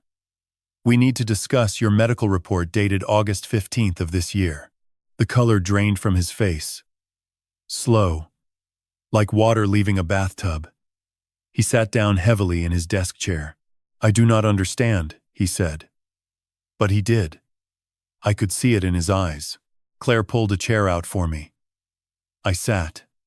She remained standing. Opened her portfolio on his desk. "Dr. Simmons, on August 15th, you wrote a report concerning Donald Weaver's cognitive capacity. That report stated he exhibited memory loss, confusion, and impaired judgment. Is that correct?" Simmons swallowed. "I documented concerns raised by his family. His daughter," Claire said. "Paige Colton. Who contacted you before his appointment?" She expressed worry about her father. "That is normal procedure. Family members often raise concerns." Claire pulled out her phone. Set it on the desk. The screen showed a text message thread. Paige's number at the top. August 10th. "Dr. Simmons, I need your help. My father is declining rapidly. Can we discuss before his appointment? August 12th. I know about Tyler's situation. I want to help. 4,000 cash. Write the report, as we discussed. No one will know. August 13th. Cash delivery tomorrow. Envelope in your mailbox. Report filed by the 15th. Then we move forward with the petition." Simmons stared at his own words on the screen. His reply to the last message. "Okay." Claire took photos of the screen with her own phone. Then she reached into her portfolio and pulled out a printout, a still frame from Lorraine's video. The hidden camera footage. Paige, on the couch. Caption underneath. "Simmons owes me. His son needs rehab and he is drowning. $4,000 cash and he will write whatever I tell him." She said it in front of him. Simmons put his head in his hands. "She paid you $4,000, Claire said, to write a false medical report about a patient who showed no signs of cognitive decline during his examination. That constitutes medical fraud. Conspiracy to commit elder abuse. Falsification of medical records. Each one a felony." Silence. The clock on the wall ticked. The fluorescent light buzzed. "I did not want to," Simmons said. His voice cracked. "You have to understand. I did not want to." "Then why did you?" I asked. He took off his glasses, rubbed his eyes, looked at the photo on his wall. The young man with the thin face and hollow eyes. "Tyler," he said. "My son. He has been addicted to opioids for 3 years. Fentanyl now. He overdosed twice last spring. The rehab program that works, the good one, it costs $6,000 a month. Insurance covers none of it. We have spent everything. Savings. Retirement. Borrowed from family. We are drowning. He looked at me. His eyes red. Paige came to me in August. She knew about Tyler. I do not know how. She said you were declining. Said your family needed documentation. Said it was a formality, that you had already agreed to an evaluation. I never agreed to anything, I said. I know. His voice was barely a whisper. I knew it was wrong. But $4,000 was a month of rehab for my son. A month of him being alive, instead of dead on the street. I told myself it was just paperwork. That no one would get hurt. A man nearly lost his freedom because of that paperwork, Claire said. Simmons nodded. His hands were shaking. She pulled a document from her portfolio. Set it in front of him. This is a formal retraction. It states that your August 15th report was based on false information provided by a third party. That Donald Weaver showed no signs of cognitive impairment during your examination. That you were compensated by Paige Colton to produce a fraudulent document. Simmons read it. His jaw tight. Then he turned to his computer. Typed for several minutes. Printed 3 copies. Signed and dated each one. He handed them to Claire. His hand trembling, I stood. Paused at the door. Looked at the photograph of Tyler on the wall. How is he? I asked. Simmons's face broke. He started his 3rd round of rehab last week. I thought the money would help, but I sold my integrity for it. I sold your trust. So, my wife had cancer, I said. Congestive heart failure. She never asked anyone to lie for her. She spent her dying months protecting me. Not by breaking laws, by building something honest. Simmons could not look at me. I hope Tyler makes it, I said.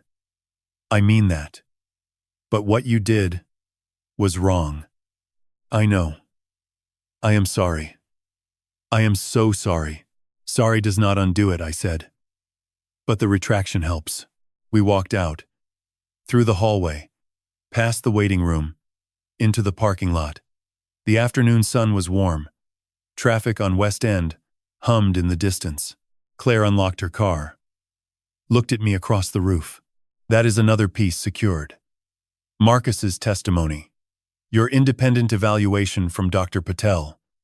Simmons's retraction and text messages. The video recording. The identity theft documentation. She ticked them off. Donald. What we have now is overwhelming. No prosecutor would pass on this. What are the charges? I asked. She opened the car door. Theft. Identity theft. Which is federal. Elder financial abuse, under Tennessee Code. Conspiracy to commit fraud. Medical records. Fraud. Forgery. And depending on how the DA sees it, possibly racketeering. I climbed into the passenger seat. Looked at the clinic building. A normal place.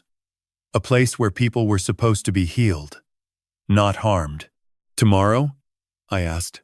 Tomorrow morning, Claire said. Davidson County Sheriff. We bring everything.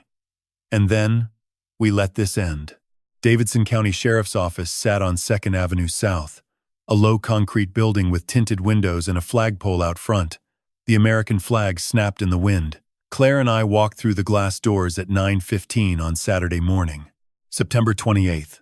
The lobby smelled like burnt coffee and floor wax.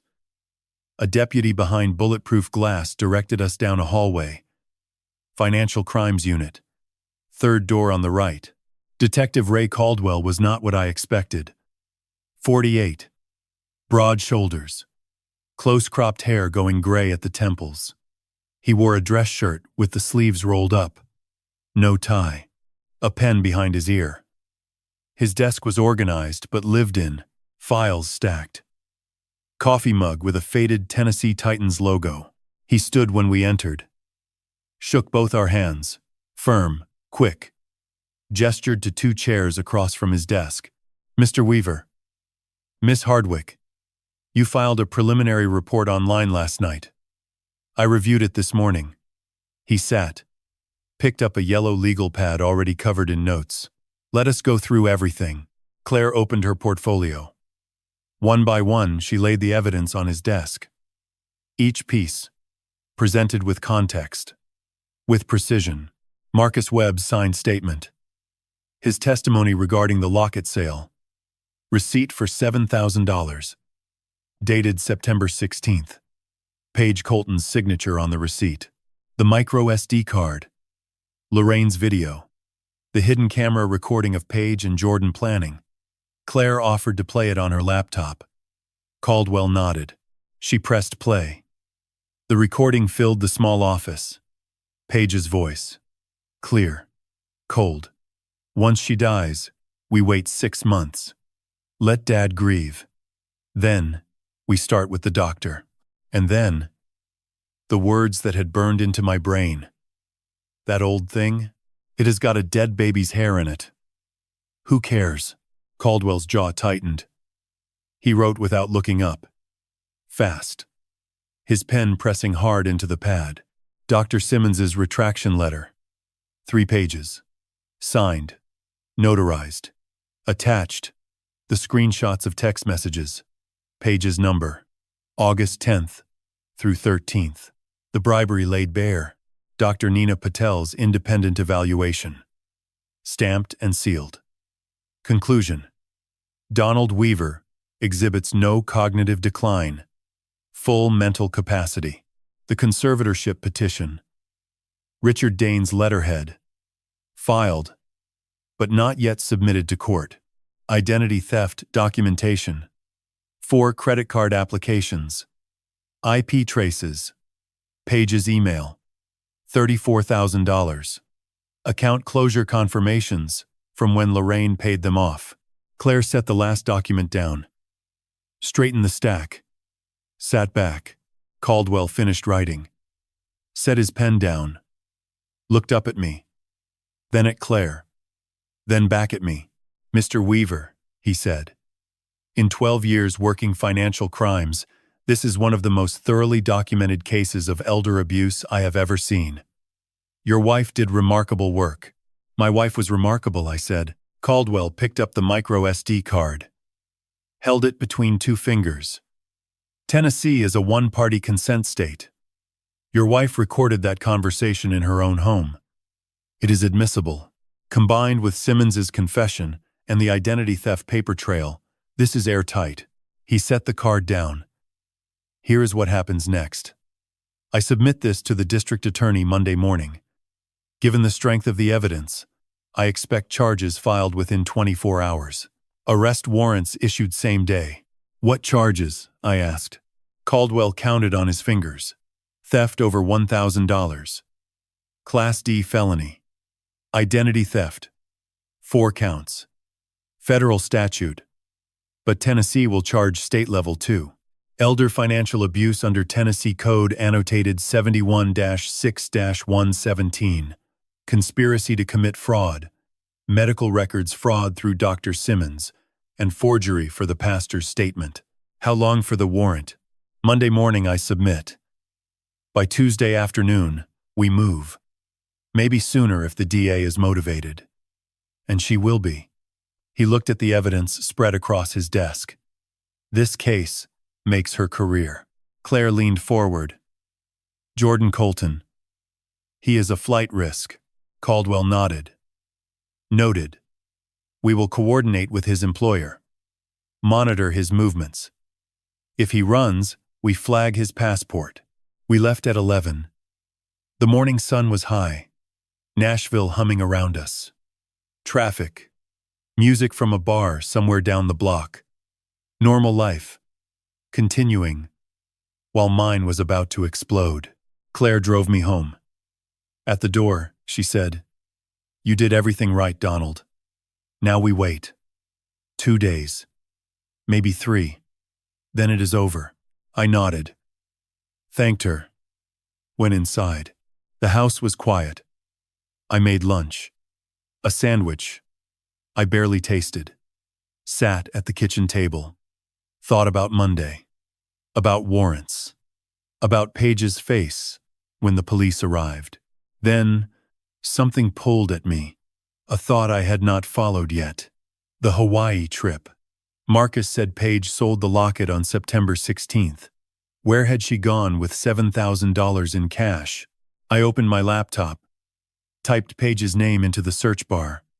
Her profile was public. Always had been. She liked people to see her life.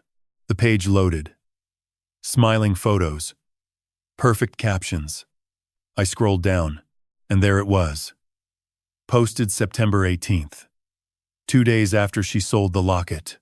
The caption read, "Self-care is not selfish. Sometimes you just need ocean air and a reset. Grateful for moments like these." The photos loaded one by one. Paige and Jordan on Waikiki Beach. Sunset behind them.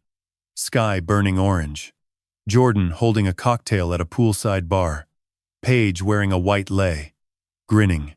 Dinner at a restaurant overlooking Diamond Head. White tablecloths. Wine glasses. A video of them on a catamaran. Jordan's arm around her waist. Her laughter loud over the waves. I clicked the timestamps. September 16th through 18th. 3 days. Honolulu. She sold the locket on the morning of September 16th. Flew to Hawaii that same afternoon. I opened a new tab. Searched flight prices. Portland to Honolulu round trip. Roughly $800 per person. 2 people. $1,600. Waikiki hotel 3 nights. Minimum $600 per night. $1,800 total. Food. Drinks. Catamaran cruise. Another $500. Total estimated. $3,900. Out of $7,000, I leaned back. The math was almost poetic. She had sold her mother's locket, the one that held Emily's hair, for $7,000. Spent nearly $4,000 on a beach vacation. The remaining $3,000 probably went to Jordan's debts or the Lexus payment she had complained about at Easter. Every dollar accounted for. Every cent of Lorraine's memory converted into cocktails and catamaran rides. I looked at the caption again. Self-care is not selfish. She had posted that 2 days after stealing from me. 2 days after selling the last piece of her mother I had left. While I sat in this empty house, grieving, alone. I printed the photos. All of them. The beach, the drinks, the lei, the sunset, the caption, the timestamps. I printed the flight price estimates and the hotel rates, laid them all out on the kitchen table. Not legal evidence. Claire had told me circumstantial timing would not hold up in court. Paige could say they had saved up, that Jordan got a bonus. A judge would not accept it, but it was proof of character. Proof of who my daughter really was. And when the time came for confrontation, for the moment she stood in front of me and tried to explain, these photos would show her I knew. I knew exactly what she had done with her mother's memory. I slid the printouts into a yellow folder. Wrote on the front, Hawaii, September 16th through 18th.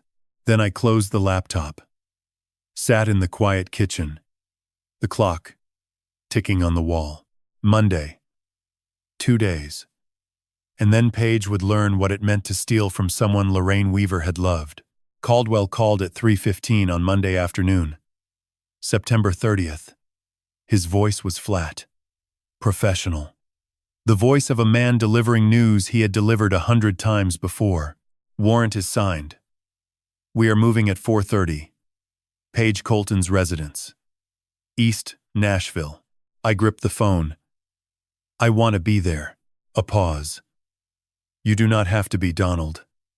This is not going to be easy to watch. I know. But I need to see it. Another pause.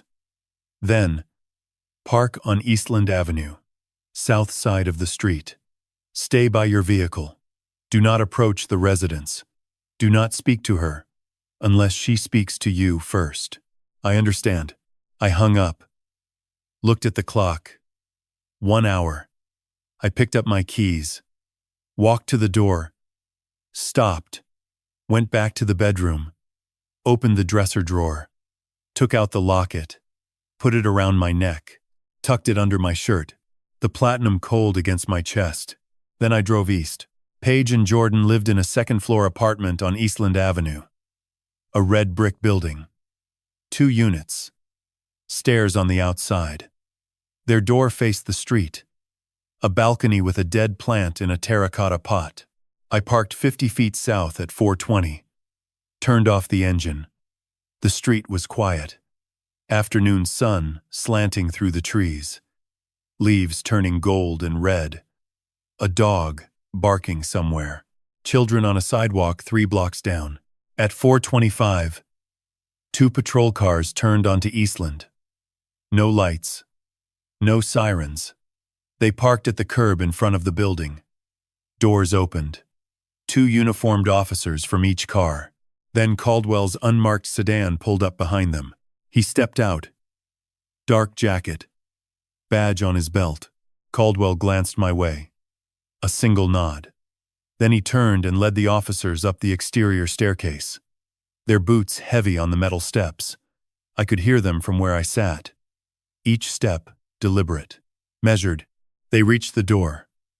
Caldwell positioned himself front and center. 2 officers flanked him. 2 more at the bottom of the stairs. He knocked. 3 sharp raps. Hard enough to rattle the frame. Silence. 5 seconds. 10. The door opened. Paige stood in the doorway. Yoga pants. Oversized sweatshirt. Hair in a messy bun. Barefoot. She looked like she had been napping. Or watching television. Living a normal Monday afternoon while a warrant sat in Caldwell's pocket with her name on it. Her face changed the moment she saw the badge. The uniform. The formation of 5 officers behind 1 detective. The color left her cheeks, like someone had pulled a plug. Paige Weaver Colton? Caldwell said. Yes. Her voice was small. Confused. Or performing confusion. Detective Ray Caldwell. Davidson County Sheriff. Financial crimes. I have a warrant for your arrest. You are being charged with theft over $1,000. Identity theft. 4 counts. Elder financial abuse. Conspiracy to commit fraud. Medical records fraud. And forgery. You have the right to remain silent. Anything you say can and will be used against you in a court of law. You have the right to an attorney. Paige's mouth opened. Closed. Opened again. Her eyes went wide. Then they swept past Caldwell, past the officers, down the stairs, across the street, and found me, standing beside my truck, hands at my sides, the locket under my shirt, looking back at her. Dad. Her voice cracked. Dad. What did you do? I said nothing. Held her gaze. One of the officers stepped forward. Ma'am, please turn around. Hands behind your back. Paige did not move. She was staring at me. Her eyes wet. Her lip trembling. Or was it rage? I could not tell. Dad, you cannot do this. I am your daughter. The officer took her arm. Gentle, but firm. Turned her. Her hands went behind her back. The handcuffs clicked. Metal on skin. A sound I had never heard in person before. Smaller than I expected. Finelle.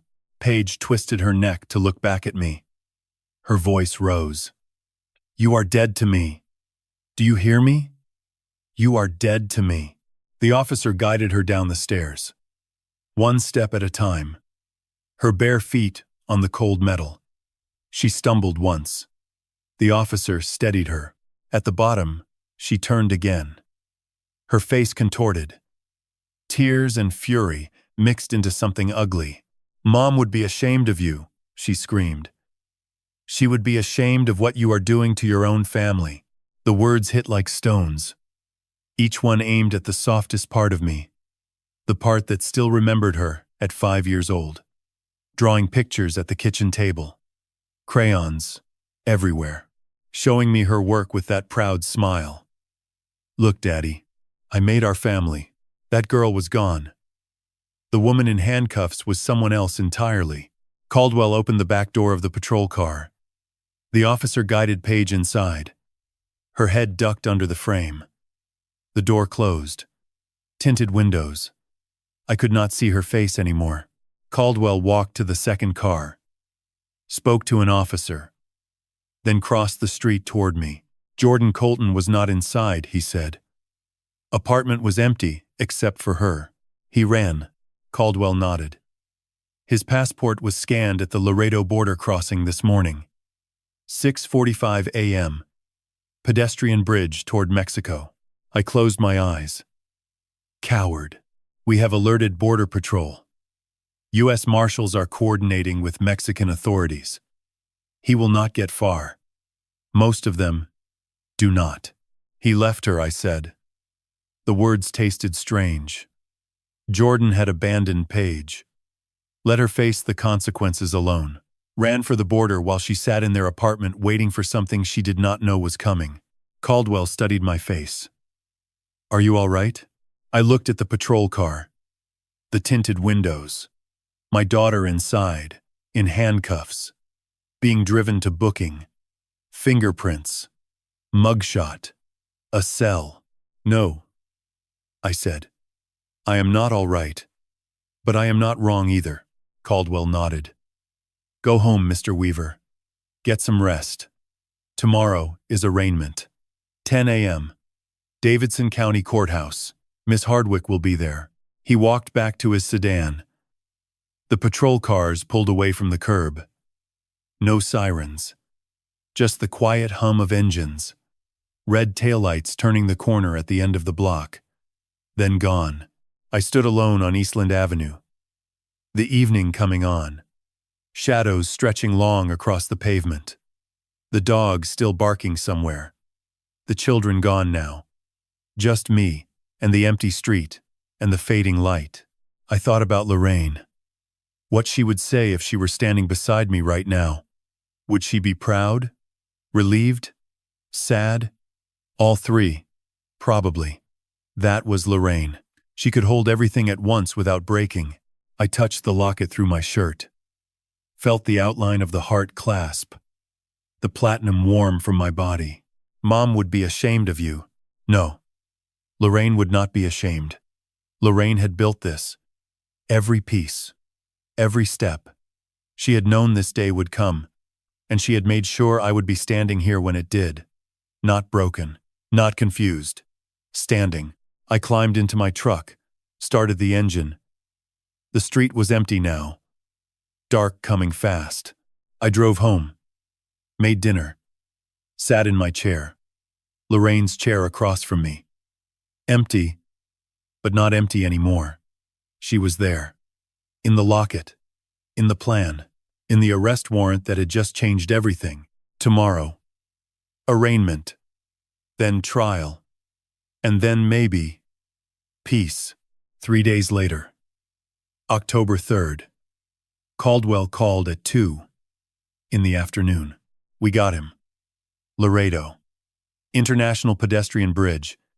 He was trying to cross into Nuevo Laredo on foot. Had a backpack with $3,200 cash and a change of clothes. That is all he took. $3,200. The remaining money from the Locket sale. After Hawaii.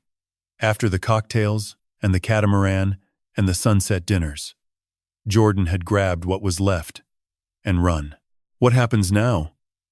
I asked. He is in federal custody. Fleeing prosecution adds a charge. He will be extradited back to Tennessee within the week. Caldwell paused. He is cooperating. Cooperating how? Full confession. In exchange for a reduced sentence recommendation, he told us everything. The credit cards. The doctor. The pastor. The conservatorship plan. The Locket theft. He says it was all Paige's idea. He just went along. Of course he did. The coward's defense. It was all her. I just followed. As if following someone off a cliff made you less guilty than jumping. His testimony strengthens the case against Page, Caldwell said. Significantly. Combined with everything else, the DA is confident. Trial date has been set. November 12th. 6 weeks away. I thanked him. Hung up. Sat in the quiet house and let the date settle into my bones. November 12th. A Tuesday. 6 weeks of waiting. 6 weeks of silence. The weeks passed. October, in Nashville. The trees along Belmont Avenue turned fire red and gold. Leaves piled in the gutters. The air went cool and sharp. I kept my routine. Coffee at 6:30. Walk around the block. Breakfast. Reading. Lunch.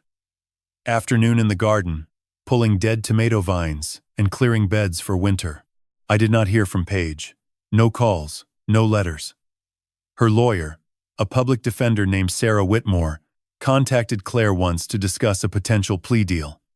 Claire rejected it. Too lenient. We would take our chances with the judge. Marcus called every few days, checking on me. We talked about small things, the weather, a book he was reading, his granddaughter's soccer game. He never asked about the case, just made sure I was not alone.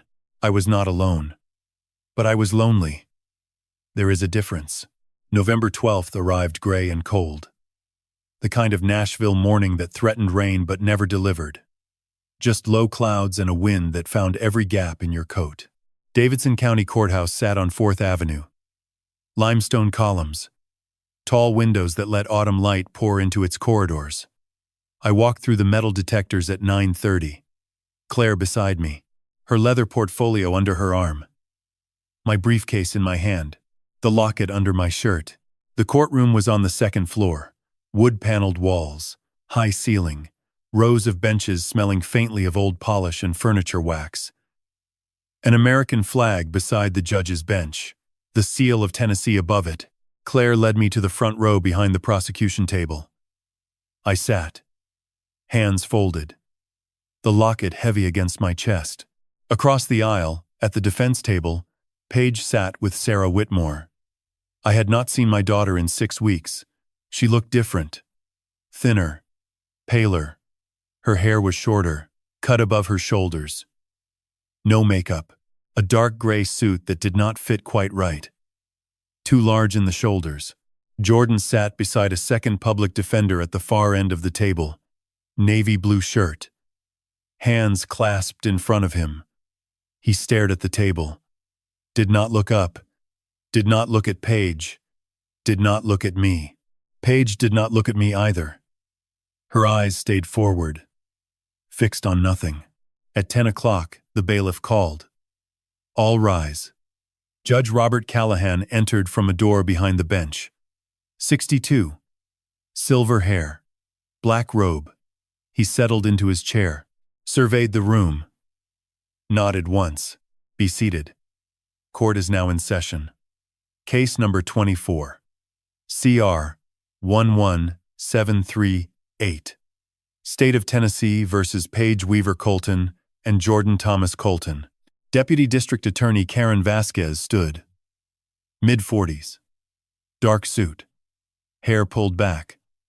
Her voice carried clear and even. Your Honor, the state will prove that Paige Weaver Colton and Jordan Colton engaged in a calculated, months-long conspiracy to defraud Donald Weaver, a 74-year-old widower, through theft, identity theft, elder financial abuse, medical fraud, and forgery. This was not a crime of impulse. It was a crime of design. Whitmore stood. Your Honor, my client maintains that her actions, while misguided, were motivated by genuine concern for her father's well-being. The evidence will show a family in crisis, not a criminal enterprise. Judge Callahan gestured. Proceed, Miss Vasquez. The first witness was Marcus Webb. He walked to the stand slowly. 81 years old. His hand steady as he raised it for the oath. He wore a dark suit, his glasses freshly cleaned. Vasquez guided him through September 16th. The sale. Paige and Jordan entering his shop. The locket on his counter. $7,000 cash. The receipt, with Page's signature. Mr. Webb, did Mrs. Lorraine Weaver give you specific instructions regarding this locket? Yes, ma'am. She came to my shop in June of 2023, over a year before she died. She asked me to modify the locket, and then wait. She said someone would come to sell it. She paid me in advance to buy it back and call her husband. And when Paige Colton came to your shop, did you follow those instructions? Yes, ma'am.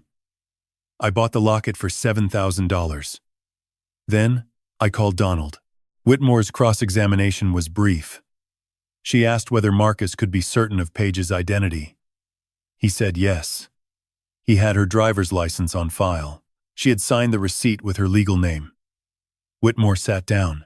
The second witness was Dr. Thomas Simmons. He walked to the stand with his head down, shoulders curved inward. He took the oath without looking at anyone. Vasquez did not waste time. Dr. Simmons, did you write a medical report concerning Donald Weaver on August 15th of this year? Yes. Was that report based on your clinical observations of Mr. Weaver? Silence. 3 seconds. 5. No, it was not. What was it based on? Information provided by Paige Colton. She contacted me before his appointment. She told me what to write. And did she compensate you for this? Simmons closed his eyes. Yes. $4,000. Cash. Delivered in an envelope to my home mailbox. Vasquez displayed the text messages on the courtroom screen. Enlarged. Clear. August 10th through 13th. Every word visible to the judge, the jury, the gallery. Whitmore had no questions for Simmons. There was nothing to ask. The texts spoke for themselves. Vasquez returned to the prosecution table, picked up a laptop, connected it to the courtroom display system. Your Honor, the state would like to introduce Exhibit 7, a video recording made by Lorraine Weaver on September 3rd, 2023, 61 days before her death. This recording contains both a statement by Mrs. Weaver and hidden camera footage of the defendants planning the crimes for which they are charged. Judge Callahan looked at the defense table. Any objection? Whitmore hesitated, glanced at Paige. Then, no objection, Your Honor. The judge nodded. Proceed. Vasquez pressed play. The screen went dark, then light, and there was Lorraine. Lorraine filled the courtroom screen, propped against pillows in the hospital bed. Thin, gray, but those eyes, dark, brown, and steady, looking through the camera, looking at all of us. Her voice came through the speakers, soft but clear. The voice I had loved for 47 years. My name is Lorraine Weaver. I am recording this on September 3rd, 2023. I have congestive heart failure. The doctors say I have approximately 2 months left. I am recording this for my husband Donald and for the court, if it comes to that. She paused, took a breath. Her hand moved to the locket at her throat. 3 weeks ago, on August 14th, I placed a hidden camera behind the clock on our living room mantel. My daughter Paige and her husband Jordan had been visiting more frequently, asking questions about our finances, about wills, about the house. I suspected they were planning something. I needed evidence. The screen cut. The living room.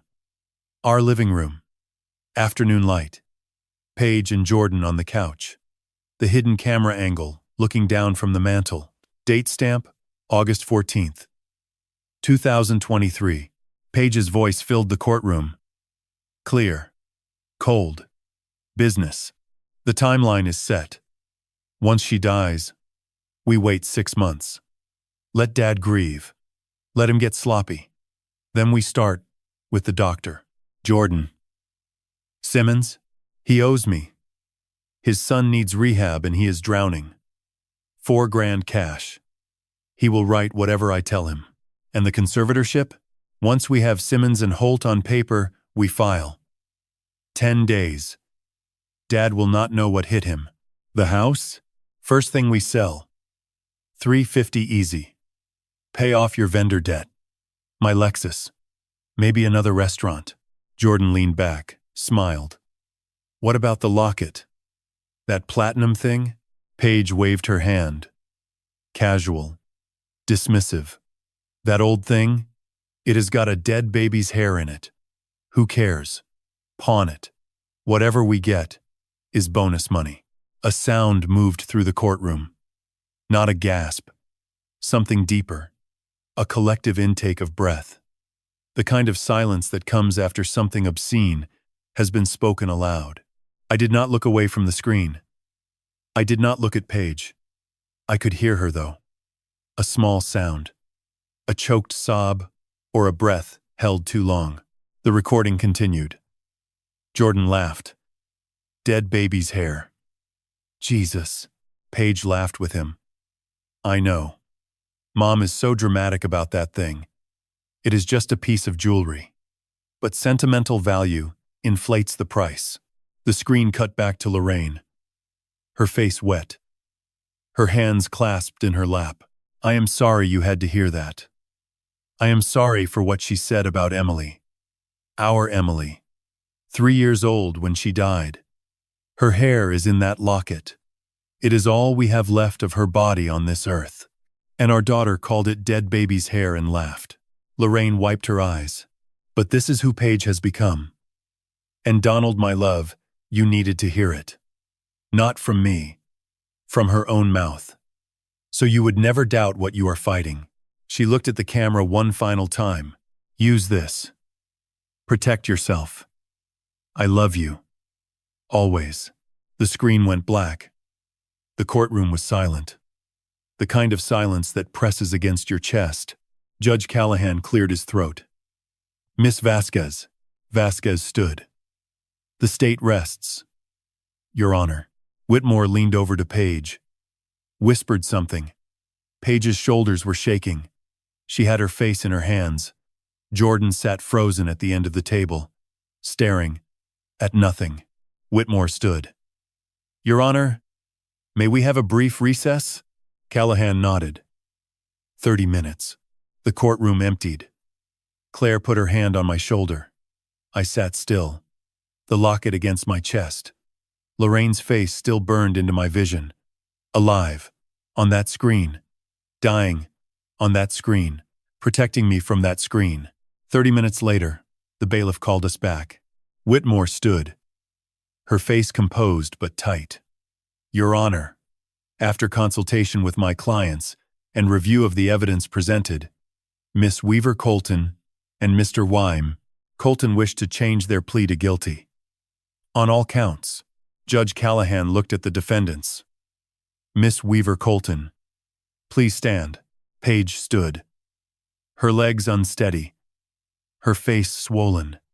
Red. How do you plead? Her voice was barely audible. Guilty. Your Honor. Mr. Colton. Jordan stood.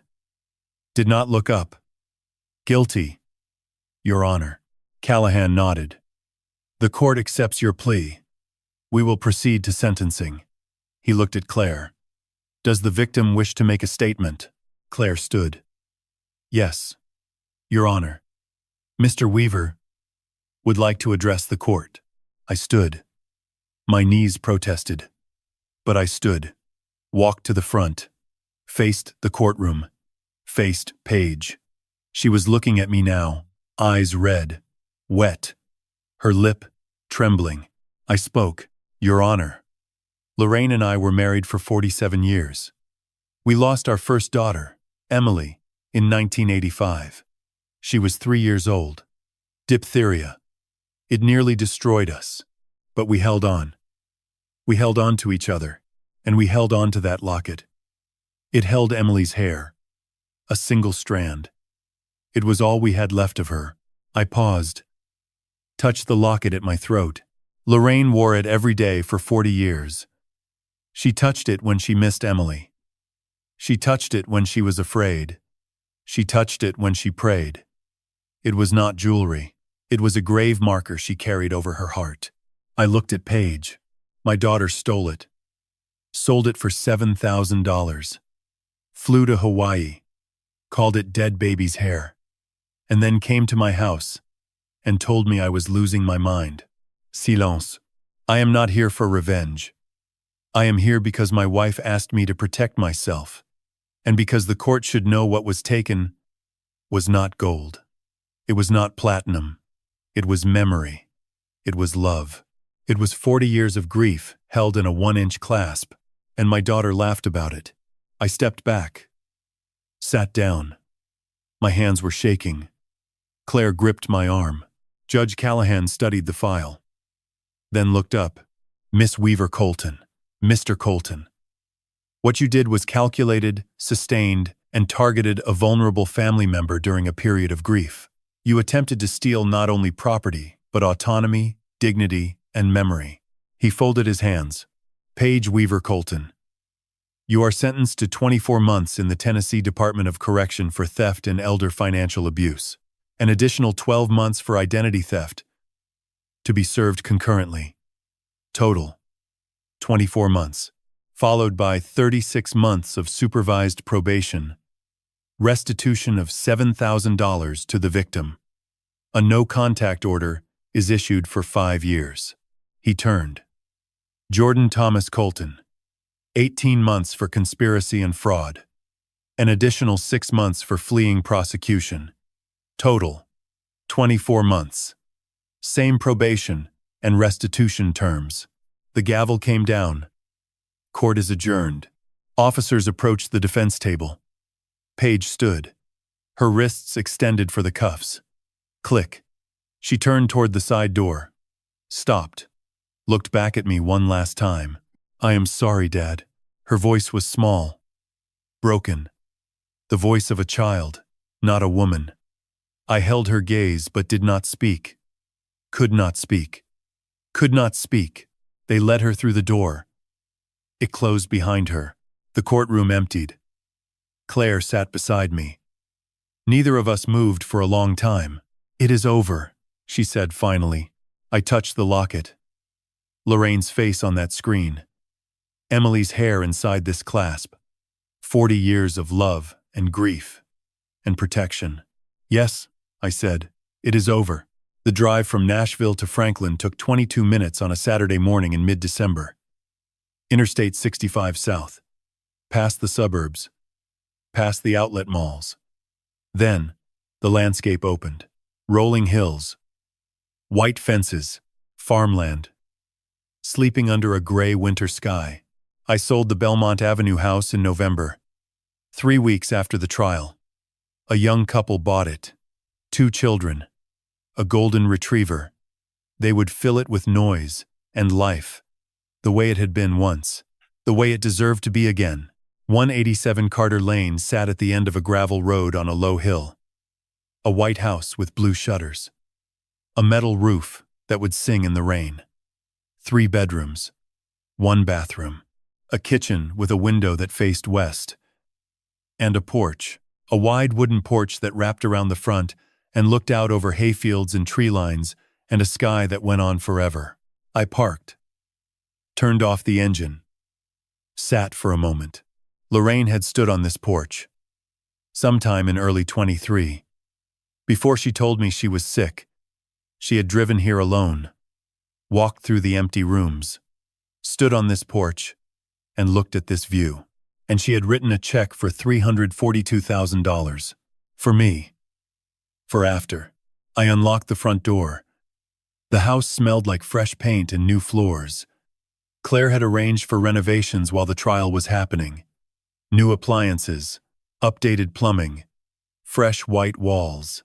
I carried boxes in from the truck. Not many. Clothes, books, a few kitchen things, and the photographs. Lorraine, on our wedding day. Lorraine holding Emily the day she was born. Emily at 2. Chasing butterflies in the backyard. Lorraine at 60.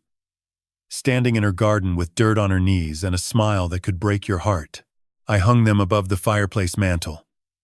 Set the locket on a small wooden table beneath. A memorial. Simple. Quiet. That first night, I sat on the porch in a rocking chair and watched the sun go down.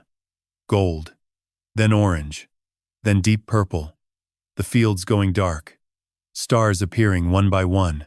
I thought about Lorraine's letter. Go to Franklin. Watch the sunsets. Plant a garden. Be at peace. I was trying. The weeks became months. Winter settled over Middle Tennessee. Cold mornings, frost on the fields. I kept a routine. Coffee at 6:30 on the porch, even when my breath came out white. Walk down Carter Lane to the main road and back. 2 miles. Enough to keep my legs moving. Marcus lived 7 minutes away. We fell into a habit. Wednesday mornings. His shop. 2 cups of coffee. A conversation about nothing important. Books. Weather. The neighbor's loud rooster. He never asked about Paige. Never mentioned the trial. Just showed up. Every Wednesday. A friend. The first real one I had made in years. I started volunteering at the Franklin Public Library in January, Tuesday and Thursday afternoons, teaching local history to seniors. The Civil War, the Battle of Franklin, the Carter House, the stories this town held in its soil. People came, listened, asked questions. It felt good to be useful. February brought rain. Then March brought early wildflowers along the fence line. April, I planted a garden. Tomatoes, basil, green beans, the kind of work that keeps your hands busy and your mind quiet. I was not happy. Not yet. The grief was still there. A hollow place where Lorraine used to be. A wound where Paige used to be. But I was not drowning. The water was waist deep. I could stand. I could breathe. Then in February of 26, the letter came. A white envelope in the mailbox. No return address. But I knew the handwriting. Pages. Smaller than I remembered. Shaky. Like she was pressing too hard, or not hard enough. I carried it inside. Set it on the kitchen table, made coffee, sat down. Looked at it for a long time. The morning sun through the window. The clock ticking. My coffee growing cold. I opened it. Dear Dad, I do not know if you will read this. I would not blame you if you throw it away. But I need to write it. Not for forgiveness. I do not deserve that. But because you deserve to know why. They showed me Mom's video in here. The one labeled, for Paige. She recorded it the same day as yours. September 3rd. She was in the hospital bed. She looked so thin, so tired. But she looked at the camera like she was looking at me. And she asked one question. Just one. Why, Paige? Why? I have been sitting with that question for 14 months. And I finally have an answer. But you are not going to like it. I was jealous. My whole life. Of Emily. I know how that sounds. She died when she was 3. I never met her. She has been gone since before I was born. But she was everywhere. In that locket, Mom never took off. In the way Mom touched it every time someone said the word daughter. In the empty bedroom you kept for 10 years before you turned it into an office. In the way you both went quiet. Every July 14th. I grew up in the shadow of a sister I never met. And I could never compete with a ghost. Because ghosts do not disappoint.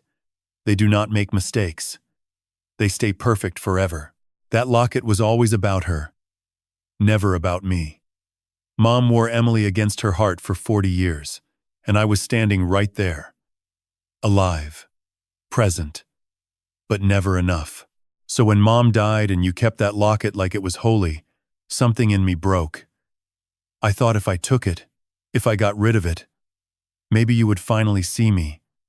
Finally put me first, instead of a dead girl who never had the chance to let you down. I was wrong. I know that now. What I did was not about Emily. It was about me. My anger. My emptiness. My failure to ask for what I needed, instead of stealing what I thought you owed me. I am sorry. For the locket. For the money. For the lies. For saying those horrible words about Emily's hair. She was my sister. She deserved better than what I said. You both did. I am not asking you to forgive me.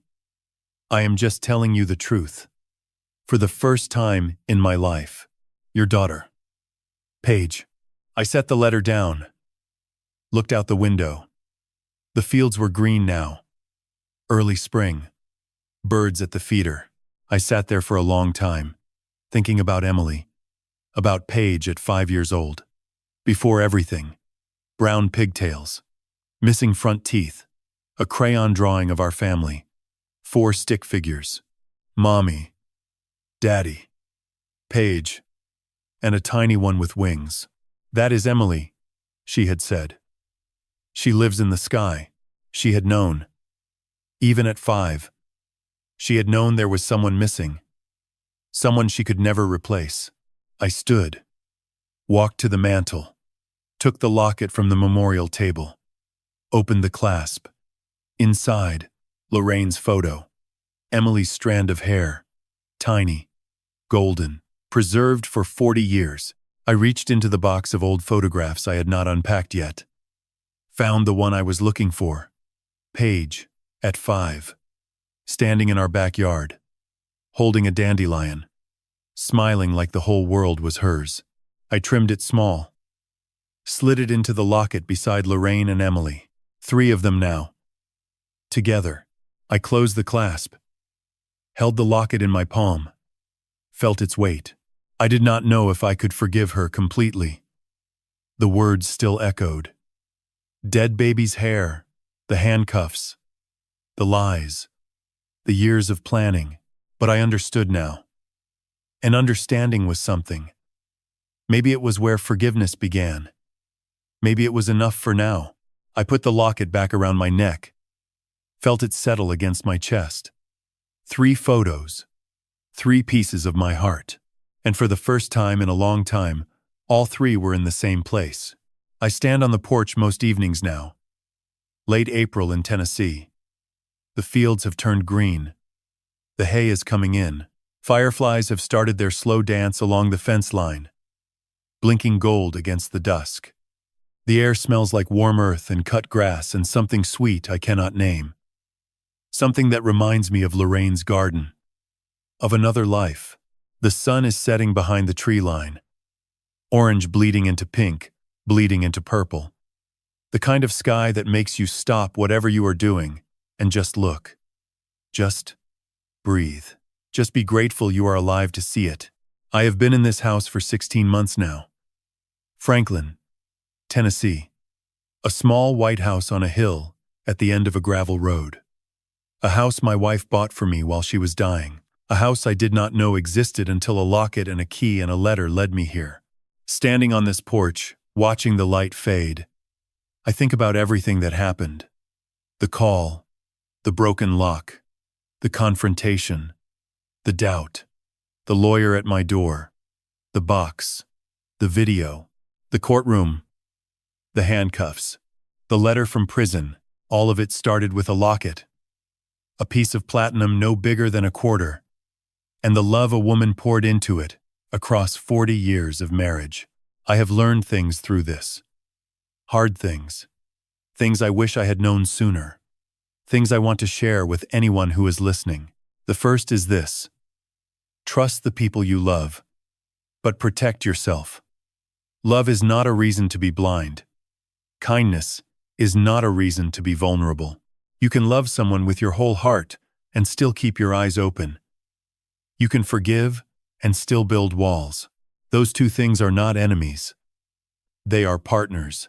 The second thing I learned is that age is not weakness. They tried to use my years against me.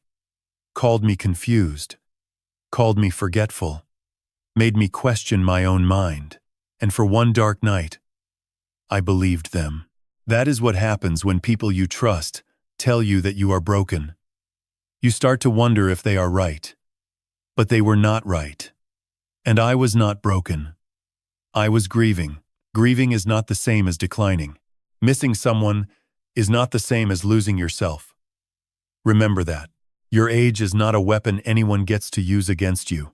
The third thing is the hardest. Love does not guarantee goodness. I loved my daughter. Her mother loved her. We gave her everything we had, and she still chose to betray us. I do not understand why. Maybe I never will completely. But I know this much. Her choices were not my failure. A parent can do everything right and still raise someone who does wrong.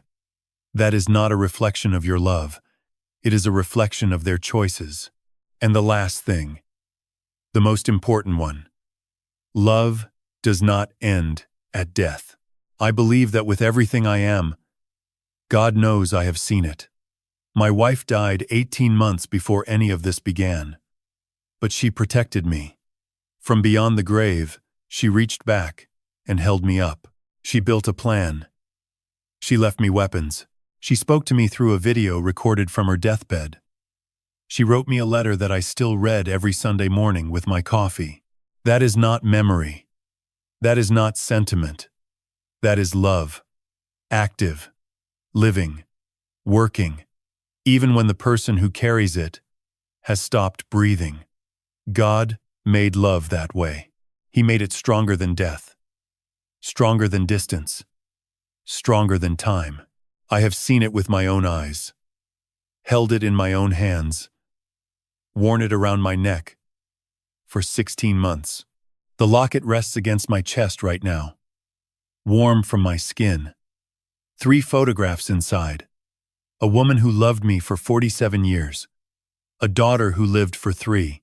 And another daughter who lost her way, but maybe, God willing, is finding it again. I do not know what the future holds. The no-contact order has 3.5 years left. Maybe when it expires, we will talk. Maybe we will not. Maybe forgiveness will come slowly, the way spring comes to Tennessee. Not all at once, but steady.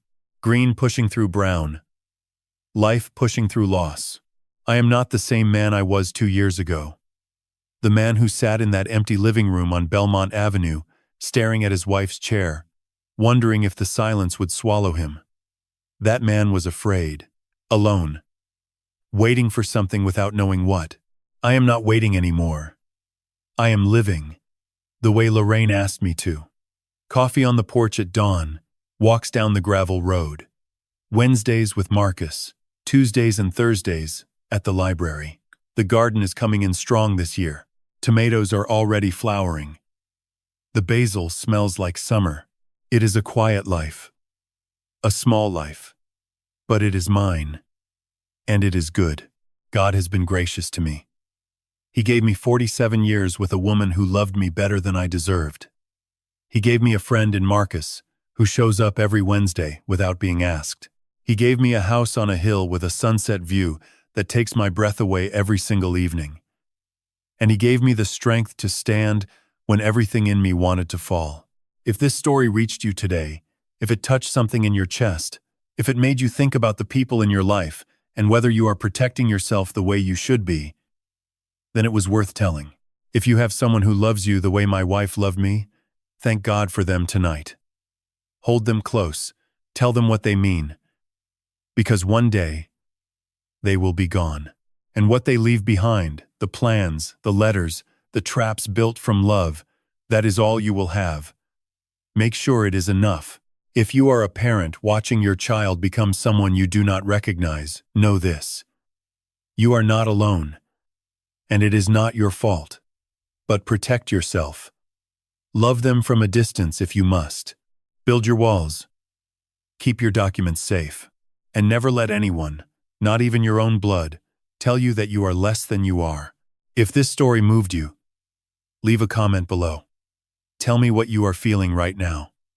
Tell me if you have been through something like this. Your story matters. Every single one. Share this with someone who needs to hear it. A parent. A grandparent. A friend who is being taken advantage of by the people who should be protecting them. Subscribe to this channel so you will not miss what comes next. There are more stories, more lessons, more truths, that need to be told. Thank you for staying with me until the end. Thank you for listening. Thank you for caring. I pray God watches over you and yours. I pray He gives you the strength to protect what matters. And I pray that love, the real kind, the hard kind, the kind that outlasts death, finds you and holds you the way it held me. The sun is almost gone now. Just a thin line of gold along the horizon. The fireflies are out, blinking slow and steady across the field. I touch the locket. Feel the warmth of it. 3 hearts inside one clasp. We are going to be all right. All of us. Eventually. I believe that.